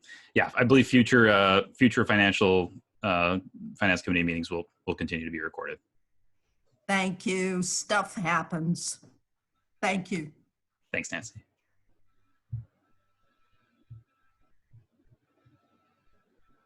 All right, anybody else? Are we to board oh, we're still on member comments, right? Yes, but not seeing any hands raised at this time. Well, if we gonna go, Andrew, are you gonna go to board comments then? Take it away, Linda. I can't say enough thank yous, and it's the only thing I can do. I can't give a raise. I can't give a bonus. But John and Lisa have worked so hard to make voting and make things possible for the board to vote privately, for the candidates that ran for the board to provide for them for privacy and still be able to do things. I just, I can't say enough. I've just been really impressed. It's been a really difficult time for me, and they've stuck with me. There's times I think I've kept John on email back and forth all day long. And like I say, all I can say is thank you so very much to both of you. Hey, Linda. Thank you for the words, kind words. As staff, we're here to help you guys wherever we can and do whatever we can to make your lives as committee members and board members easier. So thank you for the kind word. You're welcome. I would say them over and over and over if I could. Thank you, Linda. It's been a pleasure working with you. Thanks. I too echo Linda's comments. Any other board comments? Otherwise, we'll look for a motion to adjourn. I Move think to I saw adjourn. Josh's. Nah, it's okay. You guys want to go to bed. I was going to say Lucy Lama was going to ask her question. You mean my comment? Yeah, your comment. Well, I don't want to start a whole thing. All I wanted to say, and if this is inappropriate, just somebody cut me off, that AJ, your resolution was very detailed, and I would like to give it the consideration that it deserves before having any preconceived notions about it. So I got it late this afternoon. I haven't had a chance to review it. It's very detailed, and I would really like to take the time to really do that with an open mind, especially in light of some of this PPP information that we got, and be able to look at it in the bigger picture. So I appreciate you putting together that much detail. And that was the only reason, is that it is late and we got that late, which that happens, it's fine. But I want to have the discussion be productive after everyone has read it and not based on what we think it meant. That's fine. I didn't expect us to vote on it tonight, but did hope to at least have a discussion, but apparently we can't do that. So I would like to, Joe, can you email us everything that you have on this federal funding that we've received? I'd like to have writing what that is and how it works and the rules and stuff behind it. Yeah, no problem. We can do that. Thank you. Joe, I had a question because I would like clarification. You had said, or Karen asked, if the payroll loan amount was determined on the amount of employees we had last year. And I don't believe that that's true. I believe you are asked how many employees you're going to employ and if you're going to add any new ones. So I would like clarification. No, it is actually based off of last year's. We had to pull all of our reports for them to get that. That was part of the requirements and documentation we had to provide to the lending institutions. No, yes, So and I completely we had to provide last year's understand that. quarterlies. We had to provide last year's quarterlies. That's what they based the. Right, I've actually done the application, so I know exactly what you're talking about. But you also are asked basically how many employees you have, and they use those 941s throughout the year for an average, and then the quarter one is for proof. Right, but and it is an average of our. It shows all of our staff last year. They don't base it off of this year. I can provide just a tiny bit of clarification. I should probably let Lisa do it because she's, but I know we had to deal with that because there are so many part-time seasonal employees. They do take that into account because of the seasonality and the time of year. They have to go back at last year. There's a couple of different ways that they look at that. And I know we had to do that. I was intimately involved with our company's PPP loan and having to pull all of that information. And we had to go all the way back through all of last year because the whole point of it is to make sure that that people are being employed. And that you are bringing your staffing up to those levels. And when you are a seasonal employer, much like we are, because we go up so much, they absolutely have to look at those levels. That's why I wanted to ask that question and make sure that was understood. Is there you is guys, a seasonality to this. I really appreciate that, but I just don't think you're hearing the question, either one of you. I've done 6 of these applications, and I understand why we look at the last year. I asked for clarification, whether it was solely based on what you had last year or what you project to have this year, because I disagree. I understand why we pull the 941s for the entire year. I understand that. I understand all of the logistics behind it for several different scenarios. What I wanted clarification on, once again, was if it is based on how many employees you had last year, which could have drastically changed, or it's on how many employees you estimated you're going to have, or you do actually have right now, and if you're creating any new jobs. Thank you. It was based off of 2019 numbers that we had on payroll last year. Does that adequately answer your question, Steffi? Yeah, my question was answered. Just I a minute. wanted clarification. Lisa's responding. I just wanted to comment. I don't know the answer to your question, but I do know that in every manager's report for the last 3 years, we post a rolling month-to-date number of employees on payroll. And you can see that it's extremely consistent. I mean, we have more this May than we did last May, but not by many. But the curve goes up in the summer, goes down in the fall, just every single year, and then the difference is not significant. And there are no new jobs being created. Thank you for that. Mr. President, move to adjourn. Second. Third. Fourth. All right. Have a great night, everyone. Thank Night, you. everybody.